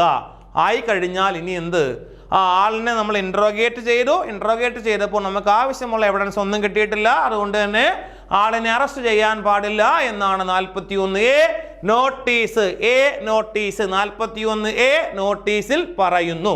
ഓക്കെ അല്ലേ? ഇനി നമുക്ക് എന്ത് ചെയ്യാം? അടുത്ത കണ്ടീഷൻ നോക്കാം. നോക്കേ, എന്നാൽ കുറ്റാരോപിതൻ നോട്ടീസിലെ നിബന്ധനകൾ അനുസരിക്കുന്നതിന് വീഴ്ച വരുത്തുകയോ തൻ്റെ തിരിച്ചറിയൽ വിവരങ്ങൾ നൽകാതിരിക്കുകയോ ചെയ്താൽ പോലീസിന് അയാളെ അറസ്റ്റ് ചെയ്യാം. കണ്ടോ? അതായത് ആള് കുറ്റമൊന്നും ചെയ്തിട്ടില്ലെങ്കിൽ പോലീസിനെ അറസ്റ്റ് ചെയ്യാൻ പറ്റില്ല. അത് ഏറ്റവും നല്ല കാര്യമാണല്ലോ. ഓക്കെ അല്ലേ? എന്നാൽ നോക്കിക്കേ, എന്നാൽ ഈ ആള് നോട്ടീസിലെ നിബന്ധനകൾ അനുസരിക്കുന്നതിന് വീഴ്ച വരുത്തുകയോ, അതായത് നോട്ടീസ് കൊണ്ട് ചെല്ലുമ്പോഴത്തേക്ക് എനിക്കിത് കൈപ്പറ്റാൻ എന്തില്ല സൗകര്യമില്ല എന്ന് പറയുക, അല്ലെങ്കിൽ കൊണ്ടുചെന്ന ആളിൽ നിന്ന് കൈപ്പറ്റാതെ തിരികെ വിടുക, അങ്ങനെയുള്ള എന്തെങ്കിലും ചെയ്തു കഴിഞ്ഞാൽ ഉറപ്പായിട്ടും എന്ത് ചെയ്യാം? പോലീസിന് അറസ്റ്റ് ചെയ്യാം. അല്ല എങ്കിൽ നമ്മൾ പറയാണ്, ഇന്നയാൾ, അതായത് ഒരാളിനെതിരെ ഒരു കുറ്റമുണ്ട്, അപ്പോൾ ആ ആൾ താനാണോന്ന് സംശയമുണ്ട്, തിരിച്ചറിയൽ രേഖ തരാൻ പറഞ്ഞു കഴിഞ്ഞാൽ അത് പോലീസിന് കൊടുക്കാതിരിക്കുകയോ മറ്റോ ചെയ്തു കഴിഞ്ഞാൽ പോലീസിന് എന്ത് ചെയ്യാം? അറസ്റ്റ് ചെയ്യാം എന്നാണ് ഇതിനകത്ത് പറയുന്നത്. ഓക്കെ ആണല്ലോ? മറന്നു പോകരുത്. അപ്പോൾ എന്താണ് നോട്ടീസ് എന്നാണ് നമ്മൾ ഇവിടെ എന്ത് ചെയ്തത്? ക്ലിയറായി പഠിച്ചത്. ഓക്കെ അല്ലേ? അപ്പോൾ ഇത്രയുമാണ് നോട്ടീസ് എന്ന് ക്ലിയറായിട്ട് എന്ത് ചെയ്യുക? ഒന്ന് ഓർമ്മിച്ചിരിക്കുക. അടുത്തതായി സെക്ഷൻ 41B. ഏതാണ്? 41B. എന്താണ് ബി എന്ന് നോക്കാം. അറസ്റ്റിൻ്റെ നടപടിക്രമവും അറസ്റ്റ് നടത്തുന്ന ഉദ്യോഗസ്ഥൻ്റെ കർത്തവ്യങ്ങളും ആണ് 41B പറയുന്നത്. വളരെ ക്ലിയർ ആണ് 41B. ഓക്കെ ആണല്ലോ? അറസ്റ്റിൻ്റെ നടപടിക്രമവും അറസ്റ്റ് നടത്തുന്ന ഉദ്യോഗസ്ഥൻ്റെ കർത്തവ്യങ്ങളും, procedure of arrest and duties of officer making arrest എന്നാണ്. അതായത് ഒരു അറസ്റ്റ് നടന്നു കഴിഞ്ഞാൽ എങ്ങനെയായിരിക്കണം ഒരു പോലീസ് എന്ന് നമ്മൾ മനസ്സിലാക്കിയിരിക്കണം. അത് CRPC 41B സെക്ഷനിൽ പറയുന്നത്. എന്താണെന്ന് പരിശോധിക്കാം. അറസ്റ്റ് ചെയ്യുന്ന ഉദ്യോഗസ്ഥന് യൂണിഫോം, തിരിച്ചറിയൽ കാർഡ്, നെയിം പ്ലേറ്റ് എന്നിവ എന്ത് ചെയ്യണം? ഉണ്ടായിരിക്കണം എന്നാണ് ഇതിനകത്ത് പറയുന്നത്. നിങ്ങൾ മനസ്സിലാക്കുക, ഒരാളിനെ അറസ്റ്റ് ചെയ്യുന്നു. ആ അറസ്റ്റ് ചെയ്യുന്നയാൾ പോലീസുകാരൻ പൂർണ്ണമായ യൂണിഫോമിലായിരിക്കണം എന്നാണ് ഇതിനകത്ത് പറയുന്നത്. പക്ഷേ പല സിനിമകളിലും ചിലപ്പോൾ പല റിയൽ ഇൻസിഡൻറ്റുകളിലും നിങ്ങൾക്ക് കാണാനിടയാകും പോലീസ് സിവിൽ ഡ്രസ്സ് എന്നോ മഫ്തി എന്നോ നമുക്ക് പറയാം, അതായത് നമ്മൾ ഇടുന്നത് പോലെ കളർ ഡ്രസ്സായിരിക്കും. അവരെന്ത് ചെയ്യും? രഹസ്യ സ്വഭാവമുള്ള അറസ്റ്റിന് വേണ്ടിയിട്ടായിരിക്കാം ഇങ്ങനെ എന്ത് ചെയ്യുന്നത്, അവരിങ്ങനെയുള്ള ഓപ്പറേഷൻസിൽ പങ്കെടുക്കുന്നത്. അല്ലാത്ത പക്ഷം അറസ്റ്റ് ചെയ്യുന്ന പോലീസുകാരൻ എന്തിൽ വേണം? യൂണിഫോമിലായിരിക്കണം. തൻ്റെ പദവികൾ വെളിവാക്കുന്ന യൂണിഫോം ധരിച്ചിരിക്കണം. അതുമാത്രമല്ല, ഒരു നെയിം പ്ലേറ്റ് ഉണ്ടായിരിക്കണം. നെയിം പ്ലേറ്റ് എന്ന് പറഞ്ഞാൽ യൂണിഫോമിനോട് ചേർന്ന് ഒരു കറുത്ത കളറിൽ എന്ത് ചെയ്യും? വൈറ്റ് ലെറ്റേഴ്സ് ഉപയോഗിച്ചിരിക്കുന്ന എന്തുണ്ടാവും? നെയിം പ്ലേറ്റ് ഉണ്ടായിരിക്കും. അപ്പോൾ ഇതുപോലെ ആയിരിക്കണം. പോരാത്തതിന് ഐഡൻറ്റിറ്റി കാർഡ് ധരിച്ചിരിക്കണം. ഇങ്ങനെയുള്ള CRPC സെക്ഷനിൽ എന്ത് ചെയ്യുന്നു? ക്ലിയറായി 41B പറയുന്നുണ്ട് എന്താണ് എന്ന് എന്ത് ചെയ്യുന്നുണ്ട്? ക്ലിയർ ആയിട്ട് പറയുന്നുണ്ട്. അപ്പോൾ ഇതാണ് 41B ആദ്യം പറയുന്നത്. ഇനി ശ്രദ്ധിക്കുക, അറസ്റ്റ് ചെയ്യപ്പെട്ട ആളുടെ കുടുംബത്തിലെ ഒരംഗമോ ആ പ്രദേശത്തെ ബഹുമാന്യനായ ഒരംഗമോ ആയ ഒരു സാക്ഷിയെയെങ്കിലും അറസ്റ്റ് സാക്ഷ്യപ്പെടുത്തേണ്ടതാണ്. കൂടാതെ അറസ്റ്റ് ചെയ്യപ്പെട്ട ആളും ഒപ്പുവയ്ക്കണം എന്നാണ് പറയുന്നത്. മനസ്സിലാവുമല്ലോ? അതായത് ഒരാളിനെ അറസ്റ്റ് ചെയ്തു എന്ന് വിചാരിക്കുക. ഒരാളിനെ ഒരു കുറ്റത്തിൻ്റെ പേരിൽ അറസ്റ്റ് ചെയ്തു. അപ്പോൾ അങ്ങനെ ചെയ്തു കഴിഞ്ഞാൽ അറസ്റ്റ് ചെയ്യുന്ന ആളുടെ കുടുംബത്തിലെ ഒരംഗത്തെ അല്ലെങ്കിൽ ഒരംഗമോ എന്നാണ് കേട്ടോ നമ്മൾ പറയുന്നത്. ഒരംഗമോ അല്ലെങ്കിൽ ആ പ്രദേശത്തെ ബഹുമാന്യനായ ഒരംഗമോ. അത് ബഹുമാന്യനായ ഒരംഗം എന്ന് പറഞ്ഞാൽ നമുക്ക് അവിടെ ഉള്ള ഒരു സാമൂഹിക പ്രവർത്തകനാകാം, റിട്ടയേർഡ് കോളേജ് അധ്യാപകനാകാം, സ്കൂൾ അധ്യാപകരാകാം, അങ്ങനെയുള്ള ആരെങ്കിലും ആകാം. ഇങ്ങനെയുള്ള ആൾക്കാരെയൊക്കെയാണ് നമ്മൾ, അതായത് സ്കൂൾ ടീച്ചർ, ഇങ്ങനെയുള്ള ആൾക്കാരെയൊക്കെയാണ് നമ്മൾ പ്രധാനമായിട്ട് ഇതിനകത്ത് ഉദ്ദേശിക്കുന്നത്. അപ്പോൾ ഇങ്ങനെയുള്ള ആരെങ്കിലും എന്ത് ചെയ്യണം? നമ്മൾ ഒരു സാക്ഷിയായിട്ട് എന്ത് ചെയ്യണം? ഇത് സാക്ഷിയായിട്ട് പറയണം. എന്നിട്ട് അറസ്റ്റ് സാക്ഷ്യപ്പെടുത്തേണ്ടതാണ്. അതുപോലെ തന്നെ അറസ്റ്റ് ചെയ്ത ഇന്നയാൾ, അതായത് ഒരാളിനെ അറസ്റ്റ് ചെയ്തല്ലോ, ആ ആളും എന്ത് ചെയ്യണം? ആ അറസ്റ്റ് റിപ്പോർട്ടിൽ എന്ത് ചെയ്യണം? സൈൻ ചെയ്തിരിക്കണം. വായിച്ചു നോക്കി തൻ്റെ മേലുള്ള എന്നെ ഈ കാര്യത്തിനാണ് അറസ്റ്റ് ചെയ്തിരിക്കുന്നതെന്ന് മനസ്സിലാക്കിക്കൊണ്ട് എന്ത് ചെയ്യണം? സൈൻ ചെയ്തിരിക്കണം. ഇത് നമുക്ക് പല സിനിമകളിലും കാണാൻ സാധിക്കും. അതുകൊണ്ടാണ് ഇത്ര ക്ലിയറായി പറയുന്നത്. അറസ്റ്റ് ചെയ്യപ്പെട്ട ആളുടെ കുടുംബത്തിലെ ഒരംഗമോ ആ പ്രദേശത്ത് ബഹുമാന്യനായ ഒരംഗമോ ആയ ഒരു സാക്ഷിയെങ്കിലും അറസ്റ്റ് സാക്ഷ്യപ്പെടുത്തേണ്ടതാണ്. അതുപോലെ തന്നെ എന്ത് ചെയ്യണം? അറസ്റ്റ് ചെയ്യപ്പെട്ട ആളും അതിലെന്ത് ഒപ്പുവെച്ചിരിക്കണമെന്ന് ക്ലിയറായി പറയുന്നു ആണല്ലോ. എന്നാൽ അടുത്തത് ശ്രദ്ധിക്കുക, അറസ്റ്റ് ചെയ്ത വിവരം മെമ്മോ തയ്യാറാക്കി അറസ്റ്റ് ചെയ്യപ്പെട്ട വ്യക്തിയുടെ ഒരു ബന്ധുവിനെയും കുടുംബാംഗമല്ലാത്ത പക്ഷം ഒരു സുഹൃത്തിനെയും അറിയിക്കണമെന്ന് അറസ്റ്റ് ചെയ്ത ഉദ്യോഗസ്ഥൻ അറസ്റ്റ് ചെയ്യപ്പെട്ട വ്യക്തിയെ എന്ത് ചെയ്യണം? അറിയിക്കണം എന്നാണ്. എക്സാമ്പിൾ പറഞ്ഞാൽ ഒരാൾ ഡ്രങ്കൺ ഡ്രൈവിന് പിടിച്ചു. ഡ്രങ്കൺ ഡ്രൈവ് അതായത് മദ്യപിച്ച് വാഹനം ഓടിച്ചതിന് പിടിച്ചു എന്ന് വിചാരിക്കുക. കുറ്റമാണല്ലോ. പിടിച്ചു കൊണ്ടുവന്നു കഴിഞ്ഞാൽ പോലീസുകാർ പോലീസ് സ്റ്റേഷനിൽ ആദ്യം ചെയ്യിക്കുന്ന പരിപാടി ഇതാണ്. സ്വന്തം ഫോണങ്ങ് കൊടുത്തിട്ട് പറയും, ആരെയെന്ന് വെച്ചാൽ വിളിച്ച് പറയുക. ആരെയാണെന്ന് വെച്ചാൽ വിളിച്ച് പറയുക. പോലീസ് പിടിച്ചു, പോലീസ് അറസ്റ്റ് ചെയ്തു, പോലീസിൻ്റെ കസ്റ്റഡിയിലാണ് നമ്മളെന്ന് എന്ത് ചെയ്യുക? വിളിച്ച് പറയുക. ആ ഒരൊറ്റ കാര്യം ഇതിനകത്ത് പറയുന്നുള്ളൂ. അല്ലാതെ ഇതിനകത്ത് കാണുന്നത് ഇത്രയും വലിപ്പമൊക്കെ ഉണ്ടെന്നേ ഉള്ളൂ. സിമ്പിളായിട്ട് ഈ കാര്യം, അതായത് അറസ്റ്റ് ചെയ്തെങ്കിൽ ആരെങ്കിലും വിളിച്ച് പറയുക. ആരെങ്കിലും എന്ന് പറഞ്ഞാൽ ഇതിനകത്ത് വ്യക്തമായിട്ട് പറഞ്ഞിട്ടുണ്ട്. അറസ്റ്റ് ചെയ്ത വിവരം മെമ്മോ തയ്യാറാക്കി അറസ്റ്റ് ചെയ്യപ്പെട്ട വ്യക്തിയുടെ ഒരു ബന്ധുവിനെയും കുടുംബാംഗമല്ലാത്ത പക്ഷം, അത് ബന്ധുവല്ല അല്ലെങ്കിൽ കുടുംബാംഗം അല്ലാത്ത പക്ഷം ഒരു സുഹൃത്തിനെയും അറിയിക്കാമെന്ന് അറസ്റ്റ് ചെയ്ത ഉദ്യോഗസ്ഥൻ അറസ്റ്റ് ചെയ്യപ്പെട്ട വ്യക്തിയെ എന്ത് ചെയ്യണം? അറിയിക്കണം. ഓക്കെ ആണല്ലോ. ഇവിടെ സാധാരണ ഈ മെമ്മോ എന്ന് എന്ത് ചെയ്യാറില്ല, അറസ്റ്റ് ചെയ്യപ്പെട്ട ആളിൻ്റെ പേരിൽ അയച്ചെന്ന്, അതായത് ബന്ധുക്കളുടെ പേരിൽ അയച്ചെന്ന് കൊടുക്കാറില്ല. അവർ ഈ പോലീസ് സ്റ്റേഷനിലൊക്കെ വരുന്ന സമയത്ത് അവരെന്ന് എന്ത് ചെയ്യാറുണ്ട്, സൈൻ ചെയ്ത് മേടിക്കാറാണ് പതിവ്. അങ്ങനെയാണ് സാധാരണ ചെയ്യാറുള്ളത്. അപ്പോൾ ഇതാണ് ഇത് അടുത്തൊരു സന്ദർഭം അല്ലേ. അപ്പോൾ നോക്കി, ഈ അറസ്റ്റ് ചെയ്ത വിവരം മെമ്മോ തയ്യാറാക്കി ചെയ്യപ്പെട്ട വ്യക്തിയുടെ ഒരു ബന്ധുവിനെയോ അല്ലാത്ത പക്ഷം എന്ത് ചെയ്യണം, ഒരു സുഹൃത്തിനെയോ അറിയിക്കാമെന്ന് എന്ത് ചെയ്യണം, ഈ അറസ്റ്റ് ചെയ്ത ആളിനോട് പോലീസ് ഉദ്യോഗസ്ഥൻ എന്ത് ചെയ്യണം, പറയണം, അറിയിക്കണം. അത്രയേ ഉള്ളൂ. ഇതാണ് ഏത് ഈ പറയുന്ന സന്ദർഭം. അപ്പോൾ നമുക്ക് എന്താണ് 41B പറഞ്ഞതെന്ന് ചെക്ക് ചെയ്തിട്ട് വന്നാലോ. അതെ, 41B അറസ്റ്റിൻ്റെ നടപടിക്രമവും അറസ്റ്റ് നടത്തുന്ന ഉദ്യോഗസ്ഥൻ്റെ പ്രധാനപ്പെട്ട ധർമ്മങ്ങൾ, കർത്തവ്യങ്ങൾ എന്തൊക്കെയാണെന്നാണ് നോക്കുന്നത്. എന്താണെന്ന് പരിശോധിച്ചാലോ. അറസ്റ്റ് ചെയ്യുന്ന ഉദ്യോഗസ്ഥന് യൂണിഫോമും തിരിച്ചറിയൽ കാർഡും അല്ലെങ്കിൽ ഐഡൻറ്റിറ്റി കാർഡ്, നെയിം പ്ലേറ്റ് എന്നിവ ഉണ്ടായിരിക്കണം. യൂണിഫോമിൻ്റെ കാര്യമാണ് പറയുന്നത് കേട്ടോ. നമ്മൾ പറഞ്ഞു അല്ലാത്ത സന്ദർഭങ്ങളുണ്ടാവും. അതിനൊക്കെ ഉന്നതാധികാരികളുടെ ഇത് ഉറപ്പായിട്ടും അവരുടെ അനുമതിയോടുകൂടിയായിരിക്കും അല്ലാത്ത പക്ഷമായിട്ടുള്ള അറസ്റ്റുകൾ നടക്കാറുള്ളത്. അടുത്തത്, അറസ്റ്റ് ചെയ്യപ്പെട്ട ആളുടെ കുടുംബത്തിലെ ഒരംഗമോ ആ പ്രദേശത്തെ ബഹുമാന്യനായ ഒരംഗമോ എന്ത് ചെയ്യണം, സാക്ഷിയെ അറസ്റ്റ് രേഖപ്പെടുത്തേണ്ടതും അറസ്റ്റ് ചെയ്യപ്പെട്ട ആൾ എന്ത് ചെയ്യണം, അതിൽ സൈൻ ചെയ്ത് കൊടുക്കേണ്ടതുമാണെന്നാണ് പറയുന്നത്. അടുത്തത്, മെമ്മോ തയ്യാറാക്കിയിട്ട് അറസ്റ്റ് ചെയ്യുന്ന ആളിൻ്റെ കുടുംബാംഗത്തിനോ അല്ലാത്ത പക്ഷം സുഹൃത്തിനോ അറിയിക്കാമെന്ന് എന്ത് ചെയ്യണം, ഈ ഉദ്യോഗസ്ഥൻ ആരടുത്ത് പറയണം, നമ്മൾ അറസ്റ്റ് ചെയ്തുകൊണ്ട് വന്ന ആളിനോട് എന്ത് ചെയ്യണം, പറയണമെന്നാണ് പറയുന്നത്. അപ്പോൾ ക്ലിയർ ആണല്ലോ. അപ്പോൾ അടുത്ത സെക്ഷനിലേക്ക് നമ്മൾ പോവുകയാണ്. Section 41D. ഏതാണ് സെക്ഷൻ 41D? എന്താണെന്ന് പരിശോധിക്കാമല്ലോ. എന്താണ് 41D? ചോദ്യം ചെയ്യൽ സമയത്ത് താൻ തിരഞ്ഞെടുക്കുന്ന ഒരു വക്കീലിനെ കാണാനുള്ള അറസ്റ്റ് ചെയ്യപ്പെട്ട ആളുടെ അവകാശമാണ് 41D. അതായത് right of arrested person to meet an advocate of his choice during interrogation എന്നാണ് പറയുന്നത്. ഓക്കെ ആണല്ലോ. ഇതൊക്കെ ഒരു കുറ്റവാളിയായി ആരോപിക്കുന്ന ഒരാളിന് ലഭിക്കാനുള്ള ഏറ്റവും പ്രധാനപ്പെട്ട അവകാശം. ഏറ്റവും പ്രധാനപ്പെട്ട അവകാശം 41D. ഓക്കെ ആണല്ലോ. 41D.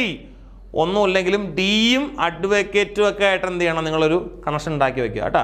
അഡ്വക്കേറ്റ് ഡി കേട്ടോ, അഡ്വക്കേറ്റ് 41D അഡ്വക്കേറ്റ് എന്നെന്ത് ചെയ്യുക, ഒന്ന് കണ്ടുവച്ചിരിക്കുക. ഓക്കെ അല്ലേ, ഒരു ഐഡിയ ഉണ്ടാക്കി വെച്ചിരിക്കാൻ വേണ്ടിയിട്ട് പറഞ്ഞതാണ്.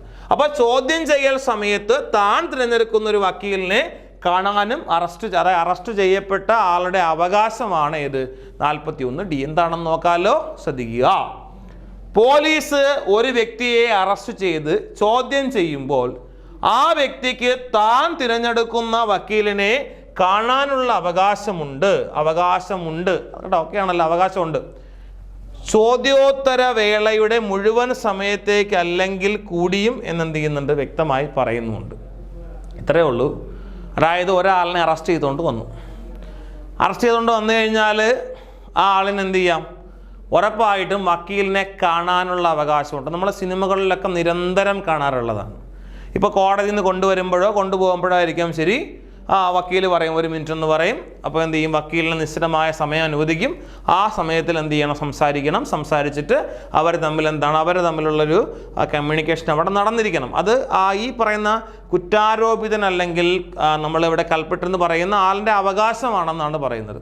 അപ്പോൾ ഇങ്ങനെ വക്കീലിനെ കാണാൻ അവകാശമുണ്ട്. അത് ഈ ചോദ്യോത്തര വേളയുടെ മുഴുവൻ സമയത്തേക്ക് അല്ലെങ്കിൽ കൂടിയും എന്നാണ് പറയുന്നത്. അല്ലെങ്കിൽ കൂടിയും എന്ത് ചെയ്യാം, ഈ പറയുന്ന ആ വക്കീലിനെ കാണാനുള്ളൊരു അവസരം ഉണ്ടായിരിക്കും. ഇതാണ് 41D ക്ലിയർ ആയിട്ട് പറയുന്നത്. ഇനി 41D ആണ് നമ്മൾ പഠിച്ചത്. അടുത്ത് പഠിക്കാനുള്ള 43 ആണ്. 43 സെക്ഷൻ നമ്പർ 43. ഓക്കെ അല്ലേ. എന്താണെന്ന് പരിശോധിച്ചാലോ. സ്വകാര്യ വ്യക്തിയാലുള്ള അറസ്റ്റും അങ്ങനെ ചെയ്താലുള്ള നടപടിക്രമവുമാണ്. ഓക്കെ ആണല്ലോ. ഈ ഒരു ടേം കൺഫ്യൂഷൻ ഉണ്ടാക്കുന്ന ഭാഗമാണ്, ശ്രദ്ധിച്ചിരിക്കുക കേട്ടോ. ഓക്കെ അല്ലേ. ഇപ്പോൾ സ്വകാര്യ വ്യക്തിയാലുള്ള അറസ്റ്റും അങ്ങനെ അറസ്റ്റ് ചെയ്താലുള്ള നടപടിക്രമവും എന്താണെന്നാണ് പരിശോധിക്കുന്നത്. Arrest by private person and procedure on such arrest. Arrest by private person and procedure on such arrest. Okay ആണല്ലോ. എന്താണെന്ന് പരിശോധിക്കാം. ഇവിടെ സ്വകാര്യ വ്യക്തിയാലുള്ള അറസ്റ്റും അങ്ങനെയുള്ള ചെയ്താലുള്ള നടപടിക്രമമാണ്. ഇതിൻ്റെ കുറച്ച്, അതായത് ഇതിന് മറ്റൊരു വശമുള്ളത് നമ്മൾ ഈ സ്പെഷ്യൽ ടോപ്പിക്കുമായിട്ട് ബന്ധപ്പെട്ട പല ക്ലാസ്സുകളിലും പറഞ്ഞിട്ടുണ്ട്. അതൊക്കെ ഞാൻ ഇപ്പോൾ ഇവിടെ ഒന്നുകൂടി ആവർത്തിച്ച് പറയാം, ശ്രദ്ധിച്ചിരിക്കുക. എന്താണെന്ന് നോക്കാം. അതായത് ഒരു പ്രഖ്യാപിത കുറ്റവാളിയെയോ ജാമ്യം അനുവദിക്കാൻ പാടില്ലാത്തതും പോലീസിന് നേരിട്ട് കേസെടുക്കാവുന്നതുമായ ഒരു കുറ്റം തൻ്റെ മുന്നിൽ വെച്ച് ചെയ്യുന്ന ഒരാളിനെ ഒരു സ്വകാര്യ വ്യക്തിക്ക് അറസ്റ്റ് ചെയ്യാവുന്നതാണ് എന്നാണ് പറയുന്നത്. ഒരു പ്രഖ്യാപിത കുറ്റവാളിയെയോ ജാമ്യം അനുവദിക്കാൻ പാടില്ലാത്തതും പോലീസിന് നേരിട്ട് കേസെടുക്കാവുന്നതുമായ ഒരു കുറ്റം തൻ്റെ മുന്നിൽ വെച്ച് ചെയ്യുന്ന ഒരാളിനെ ഒരു സ്വകാര്യ വ്യക്തിക്ക് അറസ്റ്റ് ചെയ്യാവുന്നതാണ്. എടാ, നിങ്ങളിങ്ങനെ ഒരു ബാങ്കിൽ നിൽക്കുകയാണെന്ന് വിചാരിക്കുക. കേട്ടോ, നിങ്ങളിങ്ങനെ ബാങ്കിൽ നിൽക്കുകയാണ്. ബാങ്കിൽ നിൽക്കുമ്പോൾ ഒരു കൂട്ടം ആൾക്കാർ കറുത്ത ഡ്രസ്സൊക്കെ ഇട്ട് മുഖം മൂടിയൊക്കെ ഇട്ട് മൂടി നിങ്ങളെന്ത് ചെയ്യാണ്, അവിടേക്ക് വന്ന് കയറിയിട്ട് നിങ്ങളെ ഗൺ പോയിന്റിൽ നിർത്തിയിരിക്കുകയാണ്. നമ്മൾ പല സിനിമകളിൽ ഇത് കാണാറുണ്ട്. കാണുമ്പോഴത്തേക്ക് നമ്മളിങ്ങനെ കാണുകയാണ്, നിങ്ങളിങ്ങനെ സ്ലോ മോഷനിൽ വന്നിട്ട് എന്ത് ചെയ്യാണ്, നിങ്ങൾ എവരെയൊക്കെ ഇടിച്ചിടുകയാണെന്ന് വിചാരിക്കുക. കേട്ടോ, ഇടിച്ചിട്ടിട്ട് എവരുടെ തോക്കൊക്കെ പിടിച്ച് മേടിച്ച് നിങ്ങൾ അവരെ ഗൺ പോയിന്റിൽ നിർത്തി ഇവരിലുള്ള എല്ലാ ആൾക്കാരുടെയും ബാക്കിൽ കൈയൊക്കെ വെച്ച് കെട്ടി എന്ത് ചെയ്യാണ്, നിങ്ങൾ തറയിൽ അങ്ങനെ ഇട്ടിരിക്കുകയാണ്. ഇട്ടിട്ട് നിങ്ങൾക്ക് എന്ത് ചെയ്യാം, നിങ്ങൾക്ക് ഈ ആളെ അറസ്റ്റ് ചെയ്യാം. മനസ്സിലായല്ലോ? ഇതിനെയാണ് നമ്മൾ സ്വകാര്യ വ്യക്തിക്ക് അറസ്റ്റ് ചെയ്യാവുന്നതാണെന്ന് പറയുന്നത്. ഓക്കെ ആണോ? ഇപ്പോൾ ഒരു എക്സാമ്പിൾ പറഞ്ഞതാണ്. ഇനി അടുത്തൊരു കാര്യമുണ്ട്. അതായത് ഒരു കൊടും ഭീകരൻ കേട്ടോ, ഈ കൊടും ഭീകരനെ എന്താണ് ആളിനെ കണ്ടു കിട്ടുന്നവർ ബന്ധപ്പെടുക എന്ന് എഴുതി വെച്ചിരിക്കുകയാണ്. റിവാർഡ് എന്നൊക്കെ പറഞ്ഞിട്ട് എഴുതി വെച്ചിട്ടുണ്ടെന്ന് വിചാരിക്കുക. ചുമ്മാ നമ്മൾ സിനിമകളിലൊക്കെ കാണുന്നത് പോലെ പറഞ്ഞെന്ന് മാത്രമേ ഉള്ളൂ. അപ്പം അങ്ങനെയാണെങ്കിൽ അതിനെയാണ് നമ്മളിവിടെ പ്രഖ്യാപിത കുറ്റവാളി എന്ന് പറയുന്നത്. ഓക്കെ ആണല്ലോ? ഇനി അടുത്തൊരാളിനത് ഇങ്ങനെ പ്രഖ്യാപിത കുറ്റവാളിക്കൊന്നും എന്ത് ലഭിക്കില്ല, ജാമ്യം കിട്ടാനൊന്നും എന്ത് ചെയ്യുന്നില്ല, പോകുന്നില്ല. അപ്പോൾ അതുകൊണ്ട് തന്നെ ഈ ആളിനെ പോലീസിന് നേരിട്ട് എന്ത് ചെയ്യാം, ഈ ആളിനെ കേസെടുക്കാമല്ലോ. അതായത് ഓൾറെഡി കേസിലുള്ള ആളായിരിക്കും. അങ്ങനെയാണെങ്കിൽ ചിലപ്പോൾ ഈ ആൾ എന്ത് ചെയ്യുമെന്ന് പറഞ്ഞാൽ, ഒരാൾ ഇപ്പോൾ ഒരു എക്സാമ്പിൾ പറയുകയാണ്, ഒരു കുഞ്ഞിനെ എന്ത് ചെയ്യാണ്, ഒരു സ്കൂൾ വിദ്യാർത്ഥിയെ ഗൺ പോയിന്റിൽ നിർത്തിയിരിക്കുകയാണ്, അല്ലെങ്കിൽ ഒരു കഴുത്തിൽ കത്തി വെച്ചിട്ട് ത്രട്ടൺ ചെയ്യുകയാണെന്ന് വിചാരിക്കുക. അപ്പോൾ അവിടെയൊക്കെ നിങ്ങൾക്ക് എന്ത് ചെയ്യാം, നിങ്ങൾക്ക് ആളിനെ എതിർത്ത് കഴിഞ്ഞാൽ എന്ത് ചെയ്യാം, ഇതൊരു ഉറപ്പായിട്ടും തൻ്റെ മുമ്പിൽ വെച്ച് നടക്കുന്ന ഒരു കുറ്റമാണ്. അപ്പോൾ ഒരാളിനെ സ്വകാര്യ വ്യക്തിക്ക് അറസ്റ്റ് ചെയ്യാം എന്നാണ് പറയുന്നത്. അത് അറസ്റ്റ് ചെയ്ത് കഴിഞ്ഞാൽ എന്ത് ചെയ്യാൻ പറ്റില്ല, ആ സ്വകാര്യ വ്യക്തിക്ക് കേസെടുക്കാൻ സാധിക്കില്ല എന്നാണ് ഇവിടെ പറയുന്നത്. ഓക്കെ ആണല്ലോ? ഇത് നിങ്ങൾ കണ്ടീഷനായിട്ട് ഇങ്ങനെ പഠിച്ച് വരണം. ഇത് പൂർണ്ണമായിട്ടും കംപ്ലീറ്റ് ആയിട്ടില്ല. ഇതിന് താഴേക്ക് എന്ത് ചെയ്യുന്നുണ്ട്, ഓരോന്നിട്ട് നമ്മൾ പഠിക്കാൻ പോവാണ്. അപ്പോൾ ഈ പോയിന്റിൽ നമ്മൾ പറഞ്ഞിരിക്കുന്ന കാര്യം ഇത്രയേ ഉള്ളൂ. ഒരു പ്രഖ്യാപിത കുറ്റവാളിയെയോ ജാമ്യം അനുവദിക്കാൻ പാടില്ലാത്തതും പോലീസിന് നേരിട്ട് കേസെടുക്കാവുന്നതുമായ ഒരു കുറ്റം തൻ്റെ മുന്നിൽ വച്ച് ചെയ്യുന്ന ഒരാളിനെ ഒരു സ്വകാര്യ വ്യക്തിക്ക് എന്ത് ചെയ്യാം, അറസ്റ്റ് ചെയ്യാവുന്നതാണെന്നാണ് ഈ സെക്ഷനിൽ പറയുന്നത്. എത്രയാണ്? 43 പറയുന്നത്. ഓക്കെ ആണല്ലോ? സ്വകാര്യ വ്യക്തി 43, സ്വകാര്യം 43, സ്വകാര്യ വ്യക്തിയാലുള്ള അറസ്റ്റും അങ്ങനെ ചെയ്താലുള്ള നടപടിക്രമവുമാണ് നമ്മളിവിടെ പറയുന്നത്.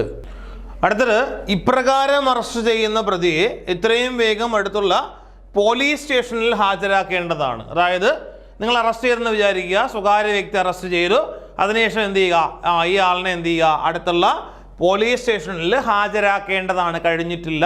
ഓക്കെ ആണല്ലോ? എവിടെയാണ്? പോലീസ് സ്റ്റേഷനിൽ ഹാജരാക്കേണ്ടതാണ്, കഴിഞ്ഞിട്ടില്ല. എന്താണ് അടുത്ത നടപടി എന്ന് നോക്കിക്കേ.